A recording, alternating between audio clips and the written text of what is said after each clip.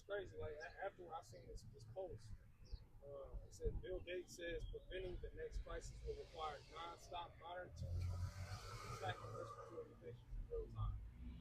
I seen that after the election. And that's the spirit. Yeah, bro. That's crazy. They're gonna use every excuse under the heavens to justify that shit. Wow.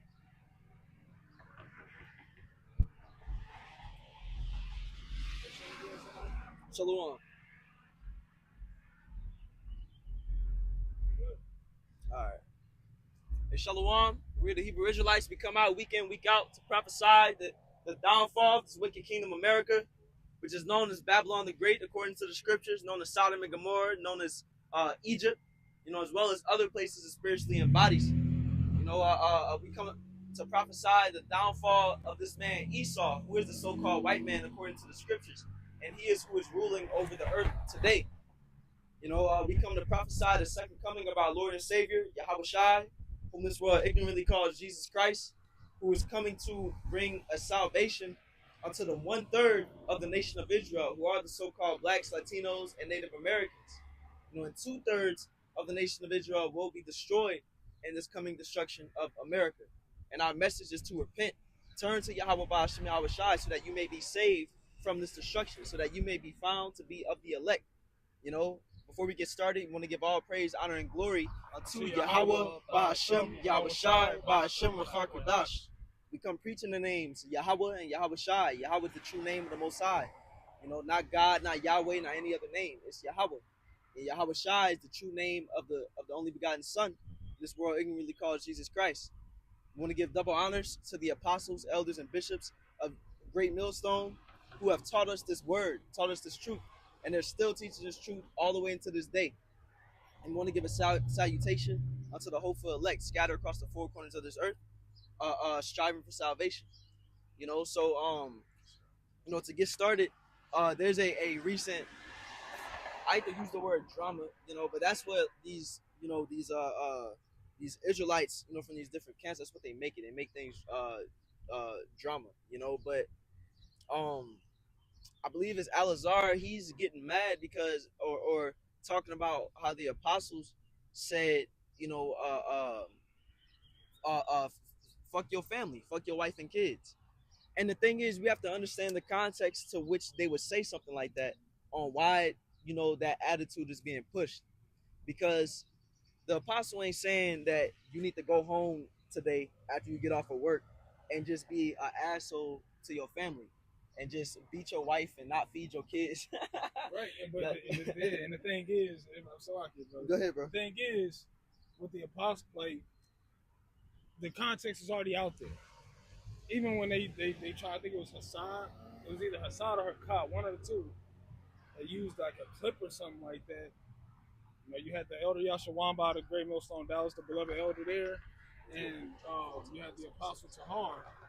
You had the elder Yashawamba who spoke and said that how the apostles never told us to like leave our families and things like that, and then they turned around, like they snipped it and brought in a clip of the apostle Tahar where he said, pretty much leave your families. But in that same clip, he said, if they're holding you back. Exactly. So, exactly. So it's just like a woman picking and choosing what you think is you call information to yourself. But that's ultimately it's just slander, man. But the thing is, we have to stick to the scriptures because, let's get the scripture before we go on. This is Luke chapter 14, verse 26. If any man come to me and hate not his father and mother and wife and children and brethren and sisters, yea, and his own life also, he cannot be my disciple. You got that in the blue letter? God. Yeah, okay, let's get that word hate. Because this is Yahweh Shai speaking. And people are getting offended by people, by the apostle saying, to let go of your wife and your children, let go of your family if they hold you back, like they said. But how can you be offended by that? Yahweh Shai preached the same thing. And we have to understand when it says, if any man hate not all these things that are listed, ye cannot be my disciple. Because in this truth, Yahweh Ba'ashem Yahushai has to come first. Fulfilling the will of Yahweh Ba'ashem Yahushai has to come first. This truth comes first. Not your family, not, he said, even our own lives. It's not just about the people around us, but even our lives in the world. We have to put that on the back burner. Our jobs is susceptible to be let go of. You know, the different interests that we have, the different, whatever it may be, if it's holding us back from pleasing Yahweh Ba'ashem Yahushai, it has to be let go of. So let's get that word hate. The word is miseo, and it means to hate, pursue with hatred, detest, to be hated, detested. Strong definition: to detest, to persecute, by extension, to love less. To love less. So that's the context of that word hate in that scripture. It says to love less. So when it says hate, it doesn't mean that you have a genuine hate toward your family, but it's saying you have to love them less than this truth. Because Yahushua preached that this truth is first and everything else comes before. Now, does that mean you neglect your family? No. But if it gets to the point to where when that hour of temptation comes and your family take the chip, then you got to be separate from them. And that's going to be some brother's temptation. That's going to be a thing that some of us are faced with. That the woman that you with get your children chipped. Are you going to fold right there and be like, man, dang, I don't want to let y'all go. You know, y'all done got chipped. I'm going to just get chipped with y'all. But if you get offended by the thought of having to let your family go, that's something that you could be weak to. You know, you got something? Yes, I do. Oh, shit. It's 1 Corinthians, and it's a few verses.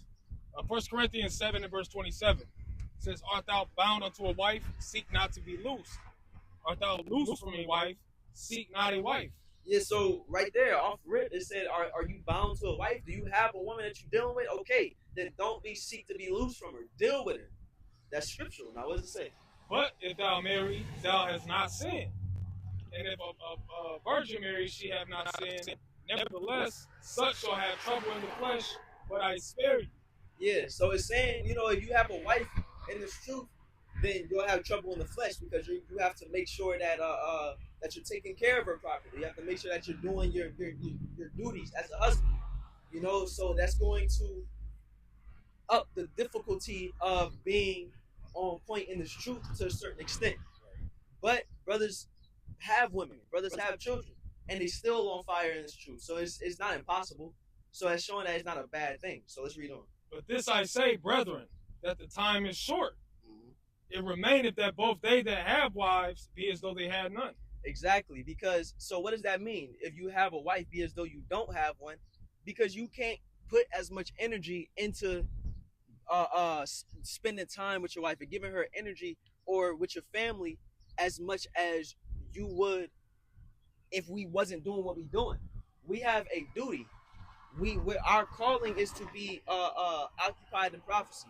Our calling is to be ministers of this truth. And so with that, our minds are supposed to be focused on it. We're supposed to be building up our oil. We're supposed to be coming out hitting these highways, doing our videos, meeting up with brothers, giving this truth the proper time it's supposed to have. And so with that, your woman and your children and whatever the case may be, that's not going to get as much time as it would otherwise. So that's what it's saying. Because when it's saying those who have wives be as though they had none, if you don't follow that precept, then you're going to be giving too much time over to your wife, and then you're neglecting the truth, and that's detestable in the eyes of the Lord. Let's finish this up first. I mean, I want to jump down to 35. It's going to wrap it all up because even with that verse, it gave the context. The time is short. You know. So, add on to what you were saying, this is verse 35, same chapter, 1 Corinthians 7:35. And I speak this for your own profit, not that I may cast a snare upon you, but for that which is comely, and that you may attend upon the Lord without distraction. You know, and it just like the brother was saying, like the things that, and like the apostle even made the statement, things that get in the way of this truth, we have to be willing to cut it off. Family, kids, whatever it is that we call ourselves holding near and dear to. The truth has to be set on a pedestal instead of our family, instead of our women. And if it's a distraction, Like the brother quoted the scripture earlier, cut that right eye offend thee, pluck it out. That's what that's what this is saying. So it's a balance, you know. But these camps, you know, that have an issue with that statement, all right. These are the individuals that are not utilizing the balance of the Lord. Because nobody said F your wife, forget your family. Why would we walk around and say we have ribs? Why would we have kids? We have families, bro. The same people getting offended by this is the same people that's not doing what they're supposed to. Was he throwing up a gang sign? I seen the radio. But but the same people getting offended by that statement is the same people that's not that's getting worldly with the truth, that's selling the truth. You know what I'm saying? That's bringing in different doctrines. You know, that's trying to make money and doing all this. So that shows you that their attention is divided. They're not fully walking in the spirit. Because only a person that's not walking in the spirit will be offended by that statement. If a spiritual mind would understand what the apostles are saying, and being spiritual is understanding, man, these times is about to get real dicey. To where it may be that your woman is holding strong with you right now, that your children are holding strong with you right now, but they may not in the future. And we're not even saying it has to get to a point where you got to cut them off. Right now, it's a thing to where you got to make sure that you're being balanced with the time and energy you're giving them. That's the point. And if it gets to the point where you do have to cut them off, then it is what it is. You'll get them back in the kingdom. You'll get that back in the kingdom. They'll be all right. You'll be all right. But for the time being right now on this side, we have to move with faith. You know what I'm saying? And a part of that faith is sacrificing. You know, but let's see what you got, Dr. Shah.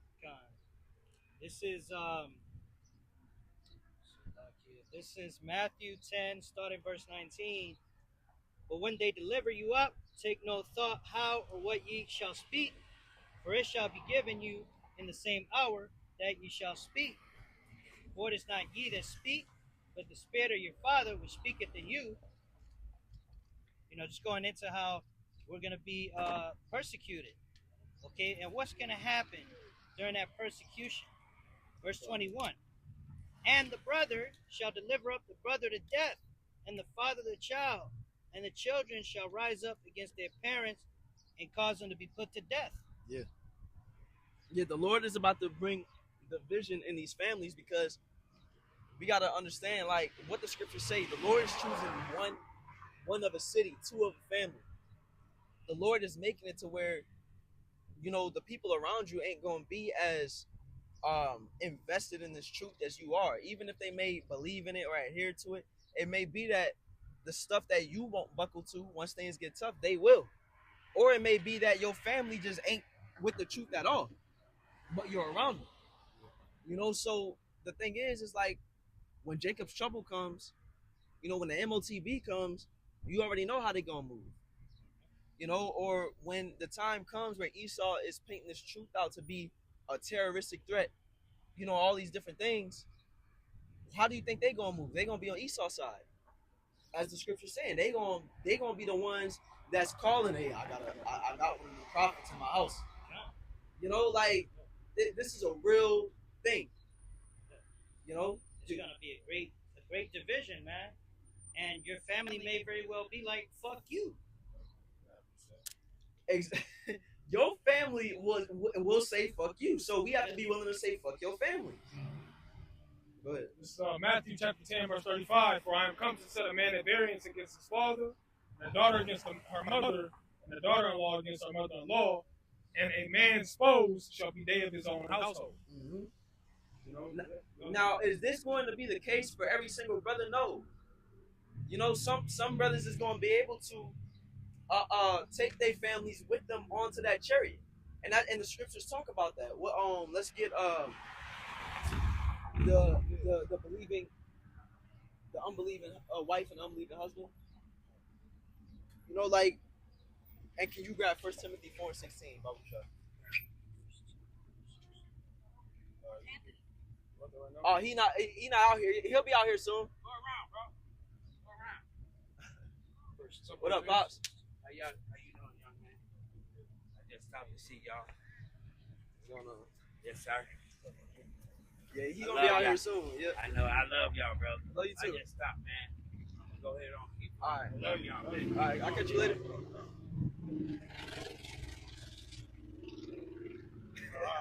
He probably did, bro. I thought about it. This you want the unbelieving? Yeah. Oh well. Yeah. Let's grab that, and then we'll grab that. So yeah, you got it, bro. This This is 1 Corinthians chapter 7 and verse 12. It says, "But to the rest speak I, not the Lord. If any brother hath a wife that believeth not, and she be pleased to dwell with them, let him not put her away. And the woman which hath an husband that believeth not, and if he be pleased to dwell with her, let her not leave him." So the thing is, and this truth. So before you grab that, Bible shot grab the priest that said, "Work out your own salvation," because that's what this truth is about. We can't say we're working out our own salvation. We can't work out the salvation of the people around us. We can't save the people around us. But like it says, you'll have an unbelieving wife, or you'll have your family, even if they do believe. If we work out our own salvation and the Lord's dealing with us, then our family that's with us, that's pleased to dwell with us, will save them as well. So it's okay not giving them the time to watch movies or take them to the park or take them to the bounce house and shit. Because they're going to appreciate once America is getting pelted with the missiles and they're being beamed up alongside you, they're going to appreciate the fact that y'all didn't go to that bounce house, so that y'all wasn't spending that much cute family time. They're going to appreciate that you put so many hours in for this truth, that you was making all them bills, that you was consistent with going out on the highways and spending time with brothers. Then they're going to understand. Let's grab that. God, this is Philippians 2 and 12. "Wherefore, my beloved, as ye have always obeyed, not as in my presence only, but now much more in my absence, work out your own salvation with fear and trembling." Work out your own salvation with fear and trembling. We have to build up our oil and make sure that we're on point. Because once you do that, you build a hedge for your household. So that's the thing. We not out here just, saying like hate your family, bro. That's not the point. But you have to understand prophecy. Yeah. Like the scriptures is telling us that not everybody is going to abide. People are going to a lot more people are going to fold and get that chip than people who won't. And the people around you may be them. You got something, bro? Go ahead. Yeah. Hey, that guy Alazar, he's stuck here in Babylon mentally. He was talking about, oh, we could be here 1,000 years. That's his problem. He can't see it far off. He can't see how serious these prophecies are. That's okay. He said some shit. That's just me looking on my prophetic timeline. It could be another time. He has no idea. Your prophetic timeline. Fucked up. Yeah, he said, oh, he could come today or in 1,000 years. We know he can't come today because the chip hasn't been mandated yet. So he's all over the place. I mean, if our family can't get with it, that's on them. We want them to, but we can't force them. Yeah. That's a quick precept. This is the book of Luke, chapter 2, and verse 48. It says, "And when they saw him," and this is going into the account where Yahushua's mom and father were seeking him. It says, "And when they saw him, they were amazed. And his mother said unto him, Son, why hast thou thus dealt with us? Behold, thy father and I have sought thee sorrowing. And he said unto them, How is it that ye sought me? Wit ye not that I must be about my father's business?" I must be about my father's business. Like he was out the house, they looking for him. Like, man, what's going on? Where our son at? What are you doing here? Come home. He like, no, I'm about my father's business. I have to handle this. I'm doing what I'm supposed to be doing. And it's the same thing with us. Like I would assume each and every brother up here has dealt with phone calls from the woman you dealing with. Like, man, you spending too much time with. We not doing this enough. We not doing that enough. And don't get me wrong, you're supposed to render to your wife the due benevolence. I be fucking that word up. Is it benevolence or Benevolence. Yeah, the dude. Benevolence. There you go. Yeah, benevolence. We're supposed to, do our duty, and that's why it says that we're have trouble in the flesh. But a false balance is abomination with the Lord. So it gets to a point to where, if we gotta go out of town, meet up with brothers, we do that at the drop of a dime at times. If we can. Camp, that's a non-negotiable. The highways is a non-negotiable. This truth is a non-negotiable thing, and that gets in the way of the people around you at times. So we've gotten into it. I've gone through so-called breakups about the truth. I've gone through arguments about the truth. That's going to happen, and you have to be willing to face all those things if we say that we care about Yahweh Bashim Awashai more. That's going to happen, and it's going to be bigger than breakups and arguments and all these different things. It's going to get to life and death situations. It's going to get to the point to where like fights. If it hasn't gotten to that point already, it has for some brothers. So that's what the apostles is talking about. We have to make sure that our affections is in the right places. I don't know. That was the little. It looked like she came from underneath somebody's sofa. I don't know. That shit was crazy. But let's grab that 1 Timothy 4:16. Was there more to that? No, that was matter of fact. Nope. I'll do one more verse. It says, I read 49 again. It says, and he said unto them, how is it that ye sought me? Wish ye not that I must be about my father's business? And they understood not the saying which he spake unto them. Yeah, and they're not going to get it, but in the kingdom they will. For those who end up, leaving us, for this truth, or we have to leave some for this truth, in the kingdom they'll understand, and they'll be appreciative of it. That's the thing, and that's why we have to be kingdom minded. That's why I won't get this 1 Timothy so bad, but let's grab Matthew 6:19. It's all lay your treasures up in heaven. It's the book of Matthew, chapter 6, and verse 19. It says, lay not up for yourselves treasures upon earth, where moth and rust doth corrupt. Yeah, and those treasures, that's what you value. That's where, and it's going to get to it, but your treasures, it's not a specific thing. Your treasure could be money, or it could be a person. It could be, whatever you place a lot of value into. So let's get it. Where moth and rust doth corrupt, and where thieves break through and steal. So placing your treasures on this earth is not a good thing to do, because this place is temporary. And it says what? Moth and rust corrupts it, thieves break through and steal. You could place your treasure into a woman on this side, and she end up leaving you. She like, I like this guy better. And you did all that. You didn't place all that value in her and put the truth aside, and she ended up leaving. Man, hey, that's the spirit, brother. Because it's a lot good. I was gonna say we were reading the book of Ecclesiastes this past week, and it's like, yeah, all that stuff is fleeting. Mm-hmm. Okay, we can have the best family time.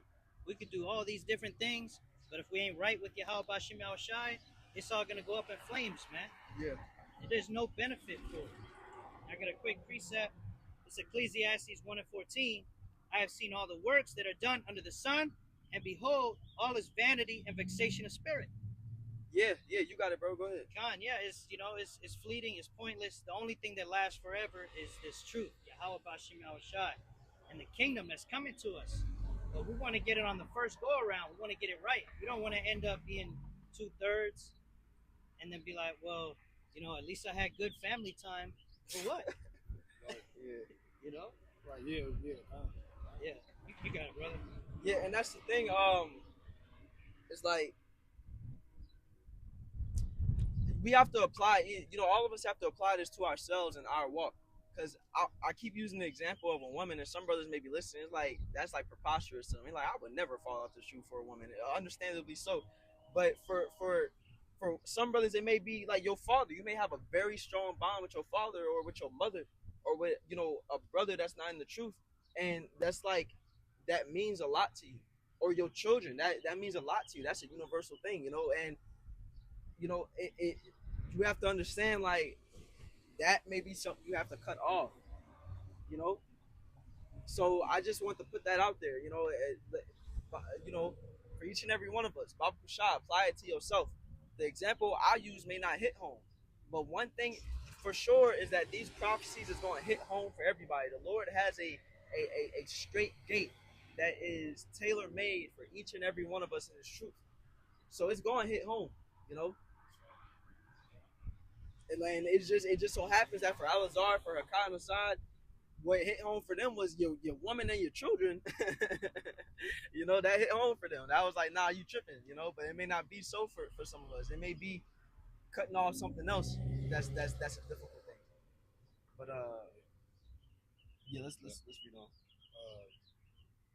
Which one? 1 Timothy 4:16. Nah, we can finish that Matthew. Let's read verse 20 and 21. Matthew. Oh yeah, come. So back in Matthew chapter 6 and verse 20. But lay up for yourselves treasures in heaven, where neither moth nor rust doth corrupt, and where thieves do not break through nor steal. Our reward in heaven is an eternal, uncorruptible reward. This is not our rest. That's something that people don't understand. This is not our rest. And as much as you want to have a family and live peacefully on this side, this was not the time for that.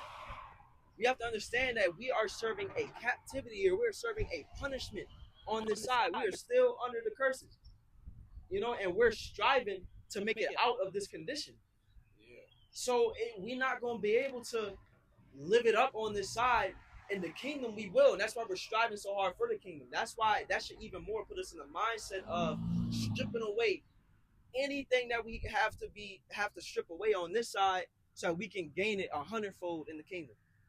You know, okay, you gotta let go of your child or your children on this side. You're gonna receive hundreds and hundreds of children in the kingdom, hundreds of women in the kingdom. You know, but yeah, just back you up. It's 2 Ezra 7 and verse 42. He answered me and said, "This present life is not the end where much glory doth abide. Therefore have they prayed for the weak." This is not where much glory doth abide. A man being able to you know, enjoy his family, that's a glorious thing.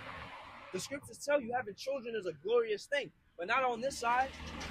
You know, brothers have children on this side, and we get like worried, like, man, they gotta go through the school system. We gotta protect them from all the, you know, the wiles of the devil in this world. This is not where much glory goes to buy. We get stressed out by stuff we're supposed to be rejoicing about. You know? Is there more to that? No, that was the point. So yeah, that's the thing. Like, you know, this is the full context around why the apostle said that, and for people supposed to understand that you call yourself a man of the Lord, you know, this is the same stuff Yahweh Shai was preaching, you know, and a lot of people would have been offended by Yahweh Shai because Yahweh Shai didn't stroke egos. Yahweh Shai didn't say delicate, nice things. He said harsh truths. He said things that you didn't want to hear, things that you didn't want to accept that time, you know, but things that we had to hear. Remember that example with when they said, "Blessed is your mother." Yeah. It was like, blessed is your mother, blessed is the womb of your mother and the paps from which you sucked. He's like, nah, blessed is our Father in heaven. You know. There's one more verse of that Matthew, and I gotta finish it after that. All right, to wrap you up. It's finishing this Matthew 6 and verse 21. It says, "For where your treasure is, there will your heart be also." So that's the thing. You know, wherever, you know, your values are and the things that you care about, that's where your mind is going to be. And if your mind, if your treasures is set upon this earth, then your mind is going to be earthly. It's going to be carnal. You know, you're going to be worried about the things of this world. And it says, what? Friendship with the world is enmity with the Most High. It says, love not the world.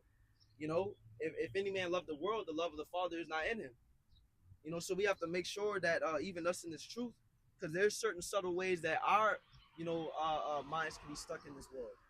You know, even though we're not, because we, you know, it's easy to point the finger at these people from, you know, these other camps and, you know, these people that be tripping and say, see, they, you know, because they're going far left with the stuff that they be doing and the stuff that they be saying. But there's certain little things that we do even within the fold that we have to make sure that we're rooting out of us, and impurities that we have to get out of us, you know? the Spirit's been, like you say that, the Spirit's been on examining ourselves daily that we be in the faith. Because it is like, hey, like I'm gonna bring it up. It's like when you playing Madden. Like you see somebody, you watch somebody playing Madden. It's like, damn, why you throw to such and such? He's open. It's easier to see the field when you're not in control. You know what I'm saying? So like, just referencing back to what you're saying, it's easier to see what's right or wrong when it's like if somebody's doing something blatantly off. It's harder to see that within yourself. Yeah. You know what I'm saying? So examining ourselves, and it's something that it's a process, man. And it's like at the end of the day, like we touch on the things that these people is doing for edification's sake, but forget about like, okay, if they tripping, let them continue to trip. The scriptures say, work out your own salvation. So we're supposed to look at what these other people are doing and say, okay, am I doing that? Yeah. Do I have any traces or remnants of that in myself? That's why this is worth speaking about, because it's a very important thing that we understand the mindset of fuck your family and fuck your kids. Like we got to like know that for ourselves, you know.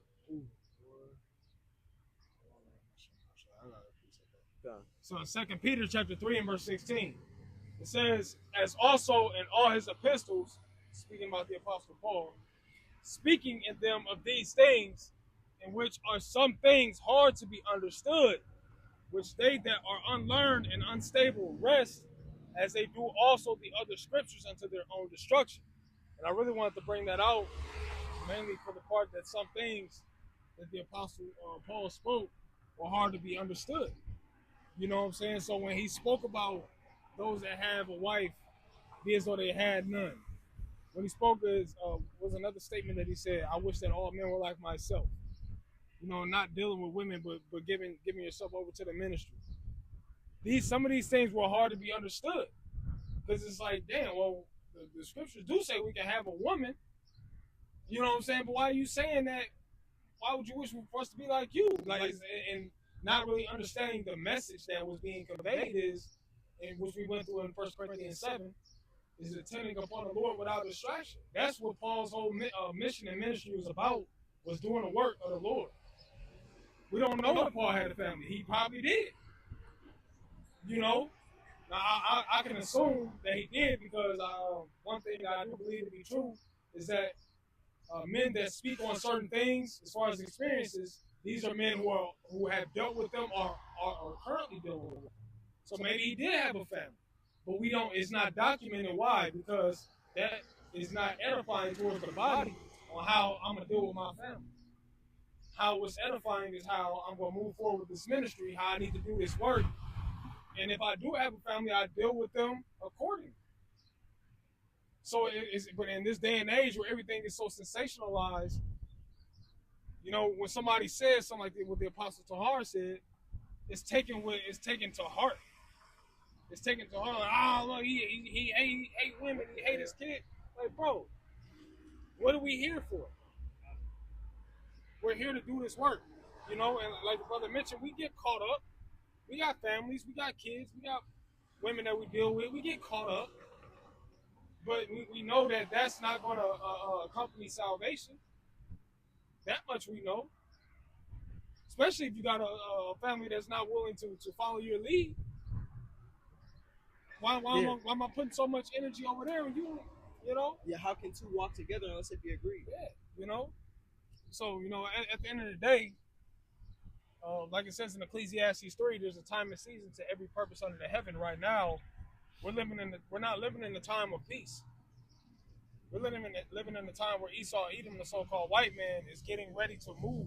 We were just talking about that with the MOTB and the AI. You know, you know how that's increasing at a rapid rate right now, and that's a major prophecy that starting with the Apostle Tahar. Now we've been looking for it, you know, because we know for a fact, according to the scripture, that what it says in 2nd Ezra's. Which is by measurement. Let me get that real quick. I'll get back to you.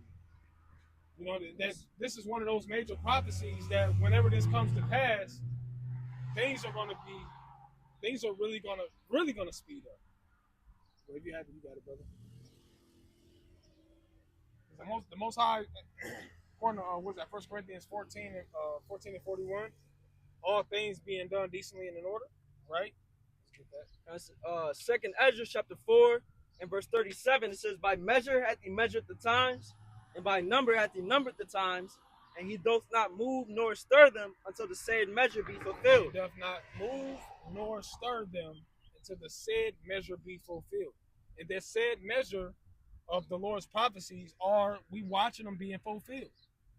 We're watching the rapid increasing of this digital age, right? And Esau has been talking about this for a while. You all know Harari, one of the top elite moles.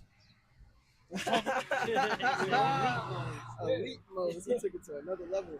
You know, so he's one of those people that has authority to say certain things. And one of the things that we talked about it today is with this AI and this digital infrastructure that they're trying to set up, that they want to be better than the God of the Bible. Okay, and he also said with not around that same frame, not in the same breath, but in that same frame, that they want the surveillance, the digital surveillance, to be subdermal, under the skin. So we're watching this thing pick up. And there's no if Esau Edom can see it, the average everyday Edomite, so-called white man, can see it, then all of us that whom the Most High as Israelites, who He have given an entrance to His Spirit to understand things, why the fuck can't we see it? He said we want water. We could appreciate it, bro. You know, but you know the Most High, He has things set in this order. So when this MOTB comes to pass, and when everybody is forced to get this thing, or forced with that ultimatum to get this thing, things are going to really pick up, man. And guess what? Then our kingdom is coming right behind that. So you got it all. God. Let's grab that First Timothy. It's been a long time coming. 1 Timothy chapter 4, verse 16. Take heed unto thyself and unto the doctrine, continue in them. For in doing this, thou shalt both save thyself and them that hear thee. Yeah, so the scripture's saying, do what you're supposed to be doing. Worry about yourself. You know, and I don't mean be selfish. I mean, make sure that we're focusing in this truth and building up in this truth. Because in doing that, and doing that, we'll save ourselves and the ones listening to us. You know, that big ass truck. She gonna have to parachute out that truck, man. But yeah, it says, you know, to take heed unto thyself and unto this doctrine, because in doing that, those who are listening to these videos will save them, you know, through the spirit and power of Yahweh Bashim Shai, and those who's following our lead around us will save them as well. But we'll only be able to do that if we're doing enough, you know, to cover ourselves and them. You know, so it's a balance, man. Fuck your kids and fuck your wife, but it's like you're doing it with a purpose. You know, you're doing it with a purpose. It's not like you're just being neglectful, like fuck it. Yeah, you know. But again, if they are holding you back in this truth, or they're causing you to not be able to perform in this truth, then it is what it is. You know, and it's like that sometimes. You know, so yeah, like we just go home and grab our woman by the crown of her head. Where's my sandwich? Where's my sandwich? You know what I'm saying? Like, come on, bro. We're moral people, bro. We're righteously moral people. We don't do that. You know what I'm saying? I mean, the ways of this world have caused some of our people to be like that. But you know, when it comes to the scriptures, we're not like that, man. Like these other, you know? these people be trying to make us seem like we really like evil people, bro. Like they great little children. They hate their families. Like, bro, like we're nice people. like I promise. promise you, bro. Like we're okay. We're just adamant about the truth, man. We're adamant about the truth, and especially like it says in Isaiah 62:6, where it says to set thyself up on the tower and watch. When we see these things coming to pass, it's like we have to be in a certain spirit. We're like, do I still love my woman? Yeah, but do you see what the fuck is going on right now? Yeah. You know, that's the spirit that we're in. Do you see what's going on? How can I not say something? How can I not be about my Father's business? Mm-hmm. I have to be. Even the Apostle Paul, another thing the Apostle Paul said, I'll grab it real quick.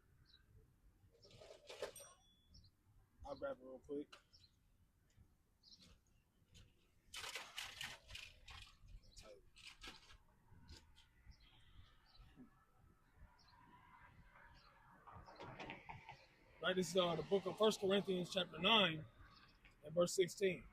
It says, for though I preach the gospel, I have nothing to glory of, for necessity is laid upon me. Yea, woe is me if I preach not the gospel. Right, so this teaching this gospel, it says he said necessity is laid upon me. He has a responsibility. Right, I want to actually get the word necessity from Go ahead, bro.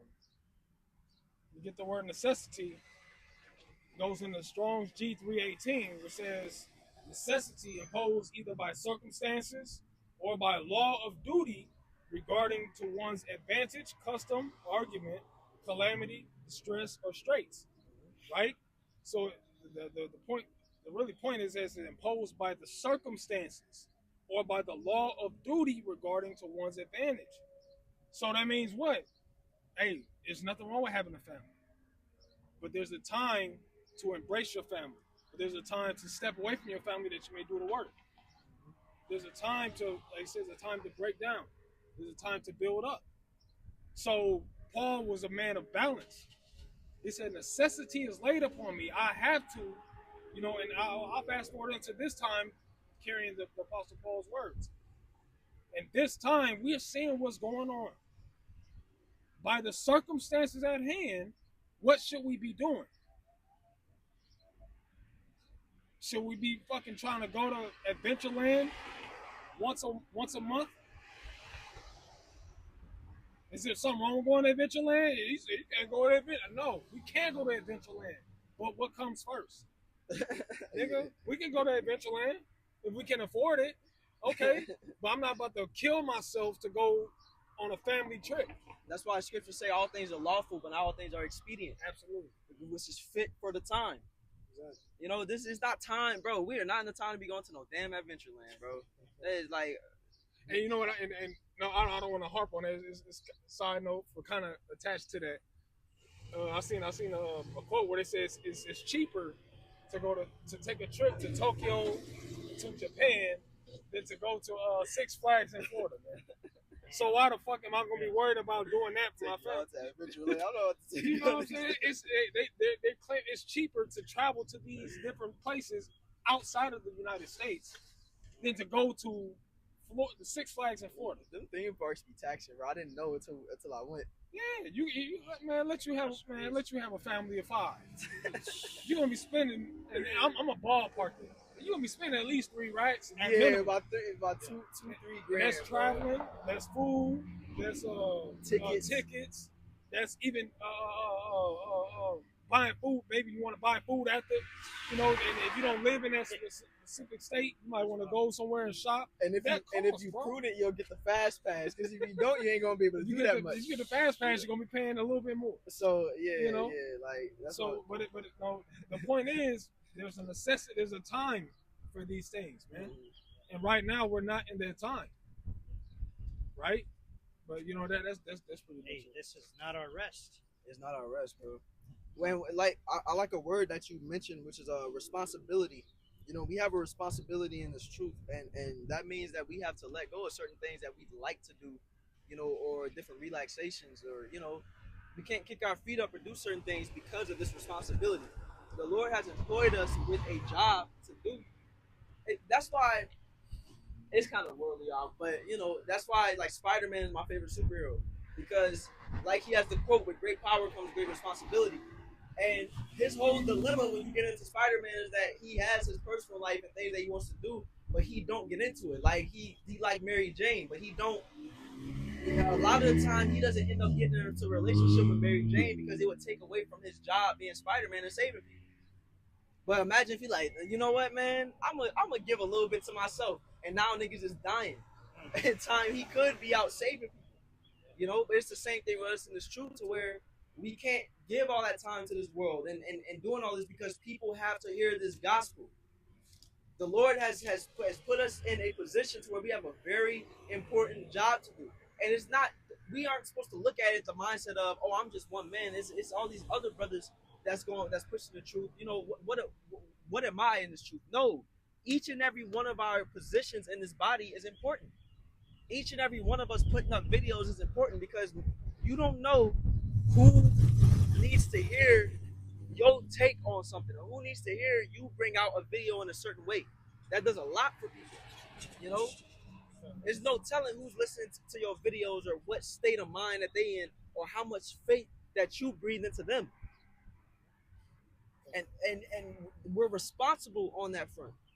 So imagine somebody is expecting your videos and expecting you to be, you know, edifying them and building them up, and then you suddenly stop because you like, oh, I want to hang out with my family and watch movies somewhere, and they're not getting the proper edification, the proper food that they need, so that they could be built up for the times we're going into. That, you know, that's why the scriptures say if you don't blow the trumpet, the blood is on your hands. Because you had the ability to blow that trumpet and you knew what was coming and you had the opportunity to let people know and you didn't. Yeah, on because just real quick, and I give it to you. You asked something, Coach? Yeah. So I just want to mention something real quick. Because I was watching the elders and apostles, the live street ministry, and there was a very important thing that they said in there that correlates to what you're talking about. And I want to bring the statistic out based off of that, you know, based off of, you know, what those elders and apostles went into. I pulled it up myself. How often do sheep need to be fed? And it says that sheep are generally fed once or twice a day when hand feeding grain or hay, though frequency depends on the season and feeding method. But then it goes down to say, never feed more than 1 pound of grain per sitting. If they need more grain, no, that's not it. Yeah, I'll read it through. It says if they need more grain in their diet, split it in 3 smaller feedings throughout the day to prevent digestive issues like bloat. But what was the point at? Here we go. It says on pasture, if grazing is plentiful, sheep essentially self-feed and eat all day long. You only need to check on them daily to ensure they have fresh water and mineral blocks. So what is that like the apostles, even like the apostle Gabar, as his page, daily edification, was it daily exhortation, daily edification. So that's constantly checking on the sheep, constantly feeding them, constantly giving them something. And it speaks about the water, which we understand that the water is pertaining unto the scriptures, right? Because it says, he that roughly paraphrasing, out of his body shall flow rivers of living water.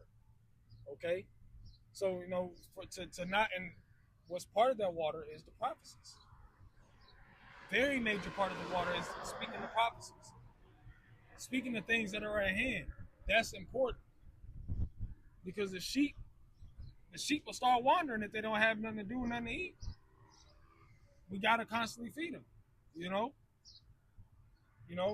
But that's pretty much it.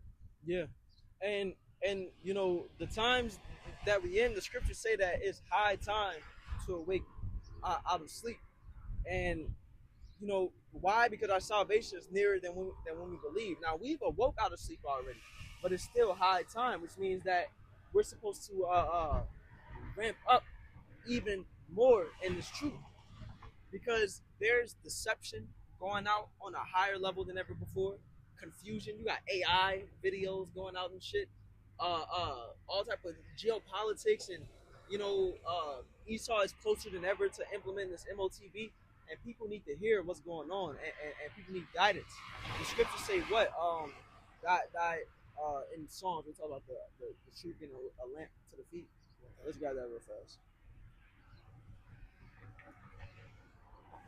This is the book of Psalms 119 and 105.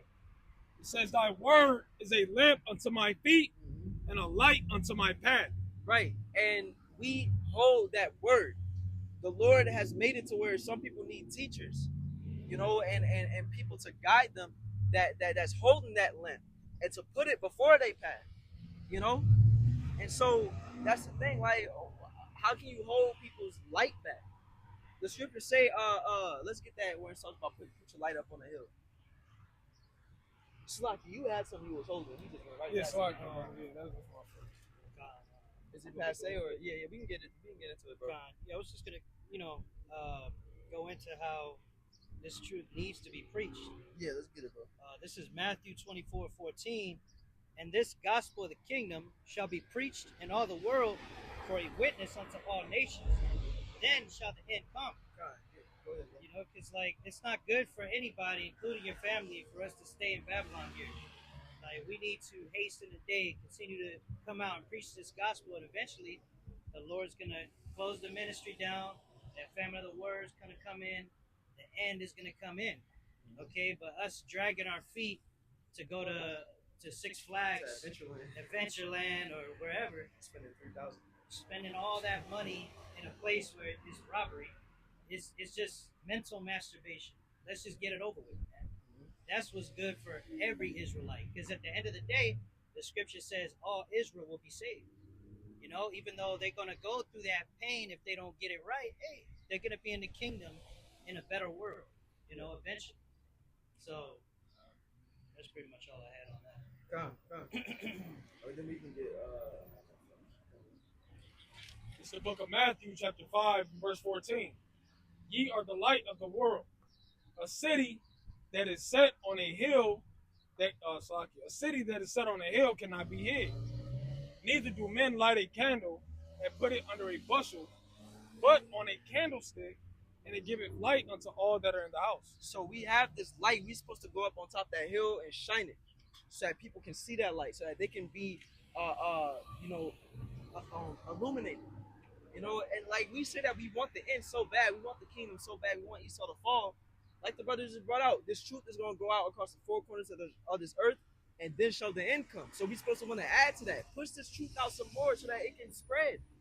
And we want to see the end so bad, You got something? Yeah, there's a little bit more to it. It says, "Let your light so shine before men that they may see your good works and glorify your Father which is in heaven." Man, exactly, bro. So, yeah, we working out our own salvation, but while we working out our own salvation, we're letting our light shine so that others may praise the Lord as well. Because, like I said, do it so that you save yourself and those that hear thee. This is a compound effect. If we're doing what we're supposed to be doing in the truth, and we pushing out this word, then that's going to spread to others. And then brothers may be inspired and do videos off of your video, and then they're spreading it to their crowd and their audience. And it's just a compound effect, bro. And that light is spreading, But the Lord is going to require it of us, and we have the opportunity and the ability to shine that light, and we're not. And we just not even lighting the lamp. That's the Lord is gonna require that of us. Let's grab that in Ezekiel chapter 3. I believe that's the one. It talks about I will require the blood of his hands.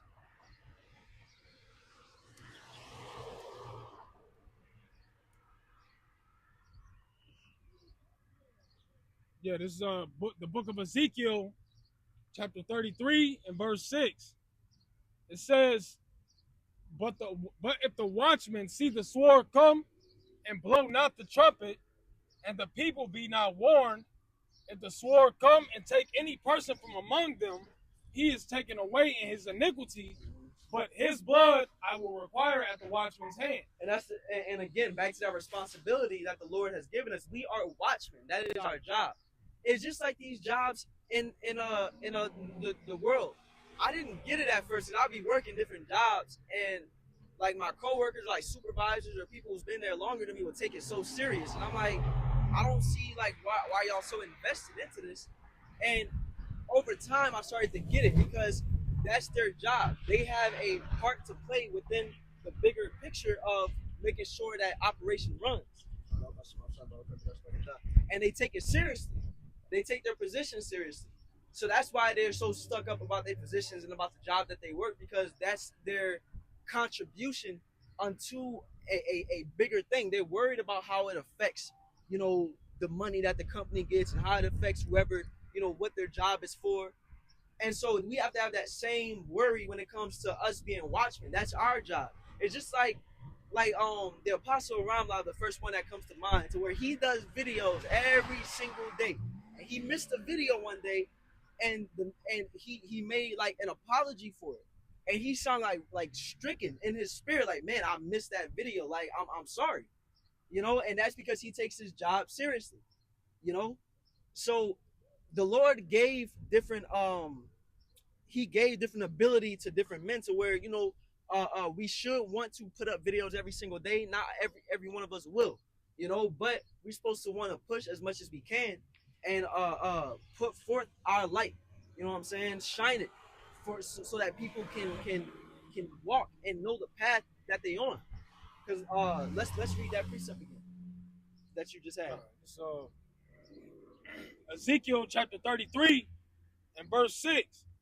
But if the watchman see the sword come and blow not the trumpet, and the people be not warned, if the sword come and take any person from among them, he is taken away in his iniquity. Yeah, so you can say like that sword is these different prophecies about to come. That sword can be the MOTB. That sword could be the famine about to come. All these different things that we know is coming down the pipeline, and we have the instruction manual, the tools, the abilities to let people know what they need to have so that they can be protected from these times. So how bad would it be if we have all of that and we know that these things is coming, but we're not giving that to people? No, we again, this is a responsibility. This is people's lives that we're talking about. It could be our it could be your very videos and that gives a person the faith they need, And it's all through Yahweh B'Shema Shai. At the end of the day, we have these treasures in earthen vessels so that the glory may be given to the Most High. It's not about us, but the Lord is using us as a conduit. We have to take that seriously, It says, but his blood will I require at the watchman's hand. Mm-hmm. Yeah, and that blood's going to be required at our hand. And when we hear that, we shouldn't be like, oh, I don't want the Lord to punish me for not doing my job, so I guess I'll go ahead and do it. No, it's not about that. It's not about trying to avoid getting in trouble. It's about the compassion of what we're doing. It's about the fact that people need this truth. It's about the fact that we've been in darkness for so long, and now the Lord has woken us up to it, and he's given us life, and we have the ability to spread that light to others. That is what's supposed to push us to want to do this and push the truth out there. Not, oh, the Lord told me I got to do it. Then you're doing it grudgingly, and it's not real. And you won't receive the reward for doing the truth as if it was sincere and real. It's Proverbs 29, verse 18. Where there is no vision, the people perish. But he that keepeth the law, happy is he. Kind of, just like you're going into where it says where there is no vision, the people perish. And we that vision ultimately is talking about prophecies and speaking on them, right? Because it says, if you don't have somebody out here doing the work, you don't have somebody putting forth that word, like you mentioned, how can the people know? If there's no videos being put up on the YouTube, on these different platforms, how can the people know? The Lord set it up to where that was going to be, it was going to be adamant that was going to happen, that men were going to be putting up videos on YouTube, hitting the highways and the hedges. Why? Because Israel is everywhere. Yeah. So Israel has to be warned. But like I said, where no vision is, the people perish. So the word's not being taught. How can anybody how to get saved, how to look for salvation? Yeah, and so and that's the thing, like,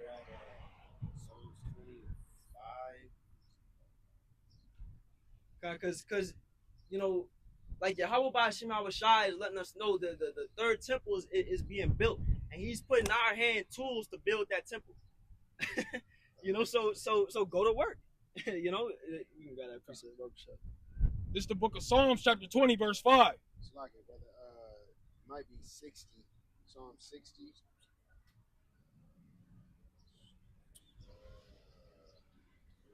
Yeah, Psalm 60 and 4.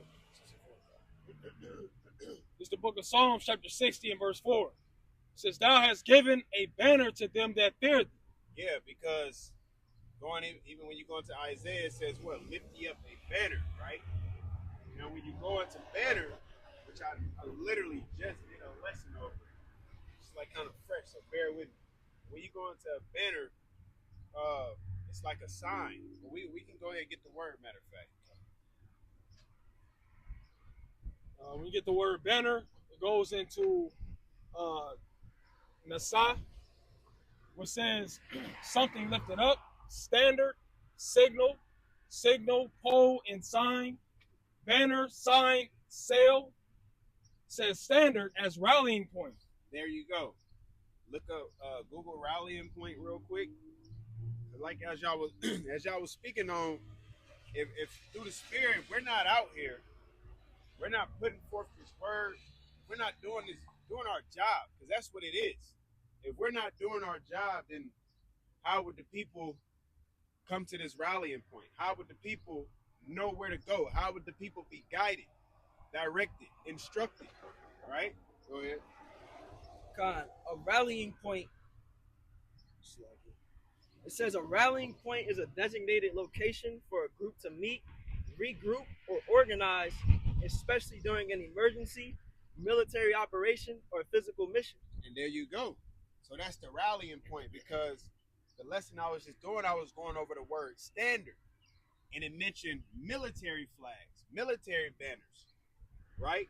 You got banner, you got standard. You're looking in the Hebrew word, you got Nasai, you also got the Hebrew word Dagal, all right?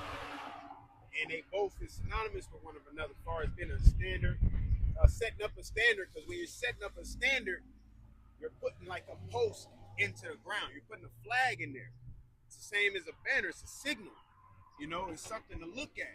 So what would happen is, during the military campaigns, they would have a flag.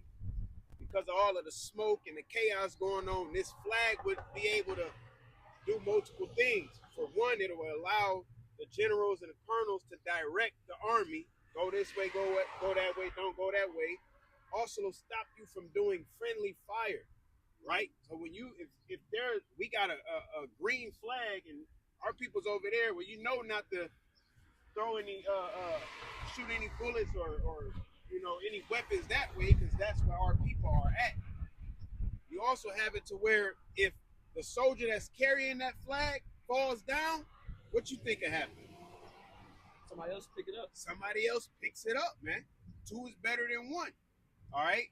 So going into that rallying point, that's all. When things get crazy and chaotic, that's where they would go. It was also known as a rallying point, a post.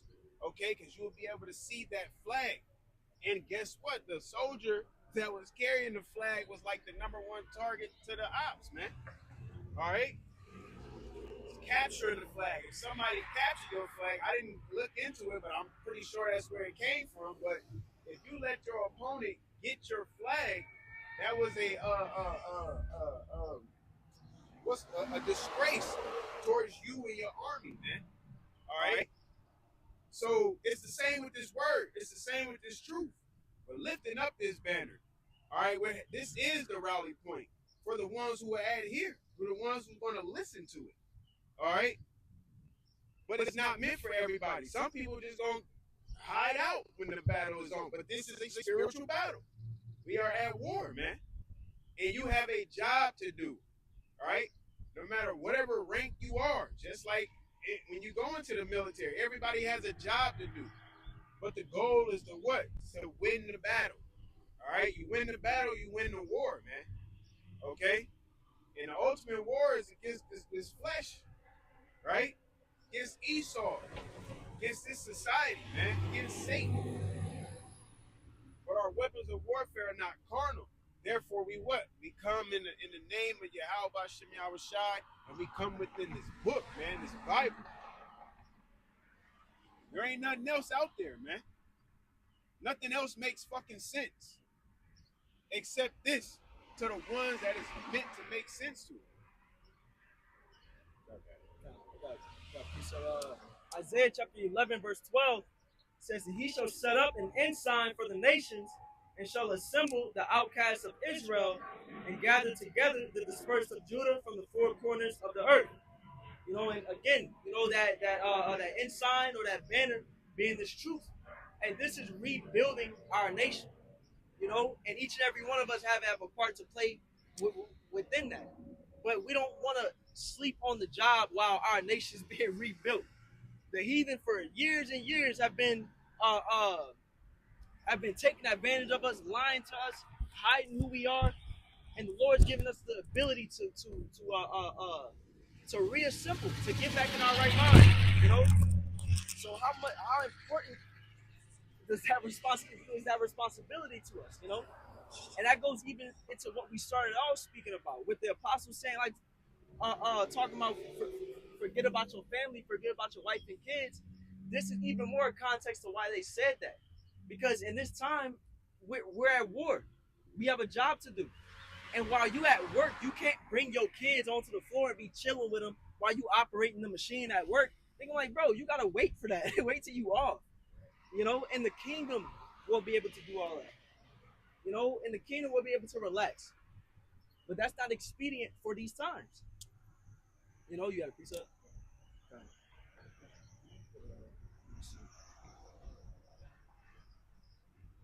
But as I was saying, that's not expedient for these times. We're at war. You know. Go ahead, Coach. This is Ecclesiastes 7 and verse 4. The heart of the wise is in the house of mourning, but the heart of fools is in the house of mirth. It is better to hear the rebuke of the wise than for a man to hear the song of fools. God, so, you know, people out here listening to the prophets speaking this truth, that's what they ought to be doing, not, you know, in the house of mirth or hearing these things that people like Alizar are saying, we're going to be here 1,000 years, or, you know, certain other camps that are trying to build here and stay here in Babylon. It's like, no, come listen to this, man. You know, it's not pleasant to the ears at first, but in the end, it's the truth. And we will, like the brother said, get that time to have mirth, but it's going to be in the kingdom. It's not going to be here and now. We're on a mission. Yeah, because we about to go through hell here soon. Jacob's trouble is about to be in full effect. And if we're in the spirit of mirth and chilling, we are going to be caught. We're going to be blindsided by it. We ain't going to have built up with the proper tools, the spiritual preparation, because we've been chilling the whole time.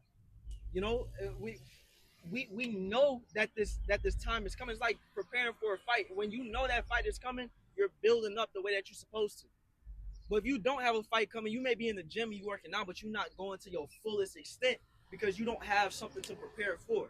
And that's the mindset we would be in if we just being lackadaisical or not acting like these prophecies not about to come down the pipeline.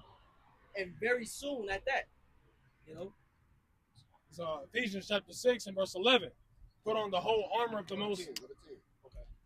So Ephesians 6 verse 10 says, finally, my brethren, be strong in the Lord and in the power of his might. Put on the whole armor of the Most High, that you may be able to stand against the wiles of the devil. For we wrestle not against flesh and blood, but against principalities, against powers, against the rulers of the darkness of this world, against spiritual wickedness in high places. Yeah, they got their whole plans, all of their devices. You know, the plans that they got, like when they go years ago, and he was like, okay, well, what? He was like, he gave him a list of 7 countries that they was gonna infiltrate or whatever. I think 4 to 7 they have done already. Syria, Libya, I think it was Iraq. I can't remember everybody on the list, you know. But that's part of their plans, man. You know, and they got all of this. It's all out there. It's in the midst. So that's those principalities, that's wickedness in high places. You know, well, show me so I can't sit here and give you the address of one of the elites, nigga, but you know, they're there. All right, and it shows, and they've been exposed over the years, man. I can't go back fucking 2000. I never heard of the word Illuminati, you know. Then you got conspiracy theories, 9/11, and then you start to, because we getting closer to the end of this thing, man. So more and more is going to come out, of course. But go back 20 years, 30 years, you didn't really hear too much about that. Conspiracy theories and all of that. It was there. Dang. Like your brother was going into about propaganda, you know? Before the term propaganda was used, it was still propaganda going on. It was just in a different form and a different light, so to speak. But it's always been a part of their devices, man. So just because we as a people, all right, as so-called Americans, didn't know too much about what was going on, it doesn't mean that they didn't have works going on behind the curtains. He's a puppeteer, man. He's controlling things behind the scene when we were all sitting in the audience watching the fucking puppets, man. Until the Lord, like, all right, I'm about to, pull this curtain from behind, and now he's being exposed, like in the movie The Wizard of Oz. He is behind the machine, moving all this. He's so big and so great, got this deep ass voice, and then the curtain come down. This is little feeble fucking man. Yeah. Is this the man? All right. So those are the times that we're coming into. Well, those are the times it's going to be. We're in a time of exposing, and then as the brother mentioned, we're in a time of hell about to be brought upon earth, man. So you got to be strong in the Lord and take on the arm of the Lord so you can stand against the wiles of the devil. You go into that stand, it means to be established, made firm. How are you made firm? By enduring things. What do you have to endure? Adversity, temptation. It's not a walk in the park getting into the kingdom, man. It's a narrow, straight path in the sense of difficulties. Con, I got a precept. This is Sirach chapter 2, verse 1. My son, if thou come to serve the Lord, prepare thy soul for temptation. Set thy heart aright, and constantly endure, and make not haste in time of trouble. Yeah, you come to serve the Lord. For some reason, I thought you said second Ezra's too, so it threw me off. I'm like, wait. I'm sitting over here trying to think of Sirach. I'm like, wait, huh? But you come to serve the Lord, prepare thy soul for temptation, right? Because you're going to be tested. You're going to be tried. You're going to be proven to be approved, man. It's just like going to get a loan from the bank. All right, let's see your background. Boom, they checking all of this, that. You ain't got no history, you ain't getting approved. You got to go and try to go get a smaller loan. Get your credit up. It's going to be the same with the Lord. You're going to check your works, your goods, your bads. Going to weigh them out, man. Can you read verse 2 again, God. Verse 2, set thy heart aright and constantly endure. What's your heart? Your mind. This thing. How do you set it aright? By following what's written in this book, man. And constantly what? Endure. Once again, affliction, temptation. Getting through your trials and tribulation, overcoming shit. You, nigga. You, your own worst enemy. You know your weaknesses. You know your strength. Go not in the way that thou shalt fall. All of this got to be with you and around you. Jeez. All of this, man, this has to be in you, matter of fact, man. It's got to be in you. Go ahead. And make not haste in time of trouble. Make not haste in the time of trouble. Don't get the panicking. It's going, they just started. We got to go. We got to, no, we got to trust in Yahweh Shem Yahweh Shai. Because he told us to make not haste in the time of trouble. Just go and make irrational decisions. You got to trust in the Lord. Go ahead. Cleave unto him, and depart not away. Cleave unto Yahweh Bashem Yahushai and depart not away.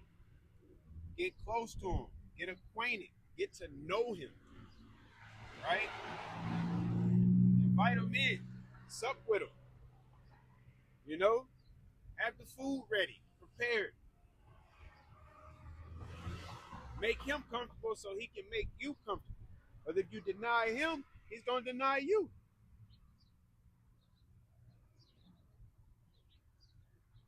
Go ahead. That thou mayest be increased at thy last end. That thou mayest be increased at thy last end so you can grow. So all of that, you got to set your heart aright. You got to constantly endure. You got to cleave unto the Lord. You got to prepare your soul for temptation. All of that coincides with increasing at the last end, man. You can't go from level 1 to 99 overnight. It ain't going to work.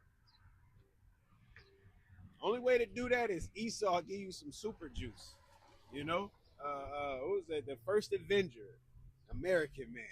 Captain America. You know? He's hit him with the serum and he's swole now. He ready to go. Fresh out the pod, chasing down bad guys already. Nah, it ain't like that with the Lord, man. You're going to have scars. You're going to have bumps. You're going to have bruises. You're going to have aches. You're going to have pains. You're going to have cuts. It's a part of this walk, man.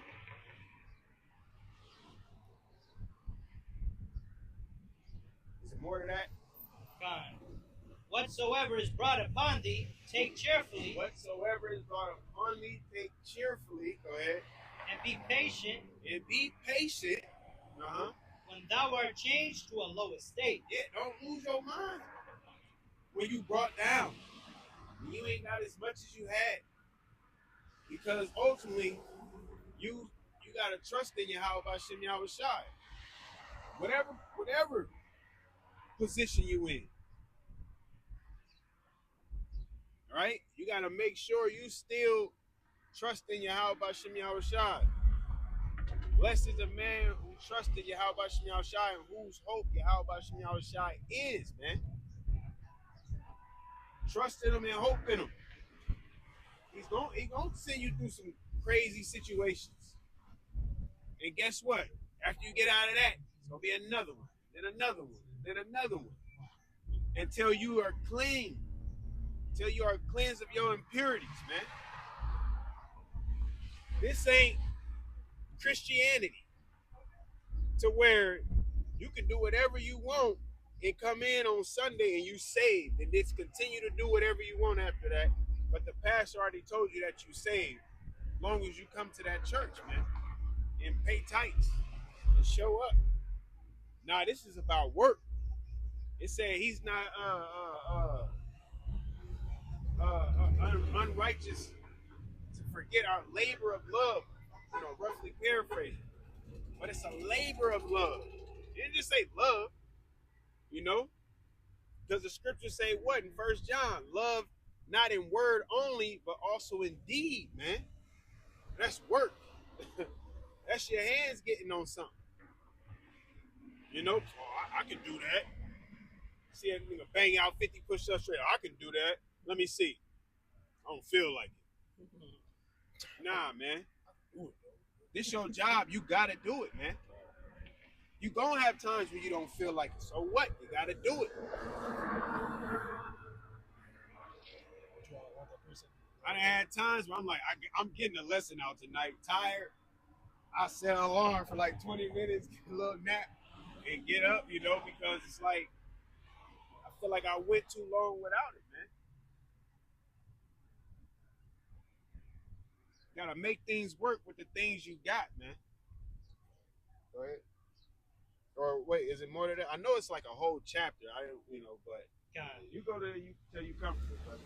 This next one is verse 5. It says, "For gold is tried in the fire, and acceptable men in the furnace of adversity." Yeah, just like the gold that goes through the fire to get pure, to get separated from the other metals, and that's accepted, so is men through the fire and the furnace of adversity.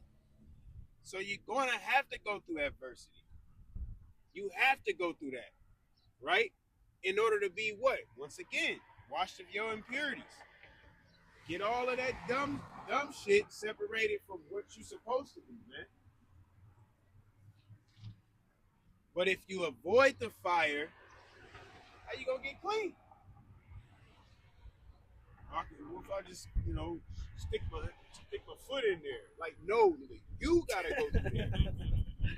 I'll do it a little bit. You gotta go through there, man. Shoot, when they threw Azariah and them in the fire, it ain't whoever don't, whoever don't worship this idol gotta put their hand in the fire. I said, no, they gonna be thrown in the fire. But you mean to tell me they wasn't trusting in Yahweh Shem Yahushua? They had already told you. They said, look, we not even thinking wrong or tripping out when we tell you this, but we ain't bowing down to that punk ass idol. And they knew the consequences.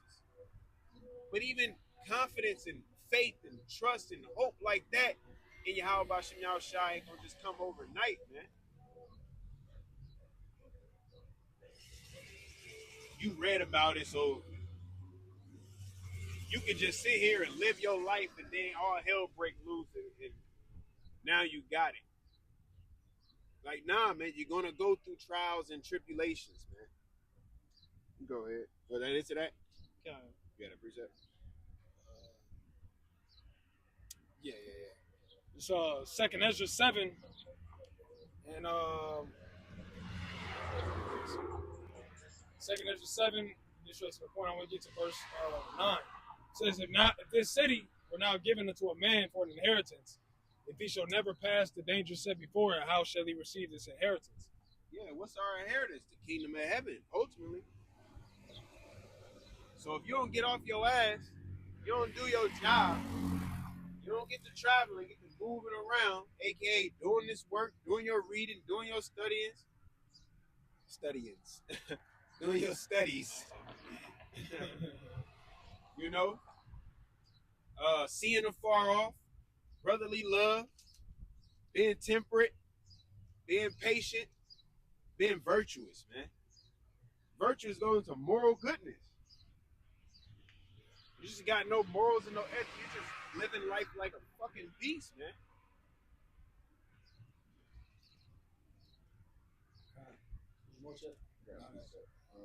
Matthew 7:13. Enter ye in at the straight gate, for wide is the gate, and broad is the way that leadeth to destruction, and many there be which go in and many there be which go in thereat. Because straight is the gate, and narrow is the way which leadeth unto life, and few there be that find it.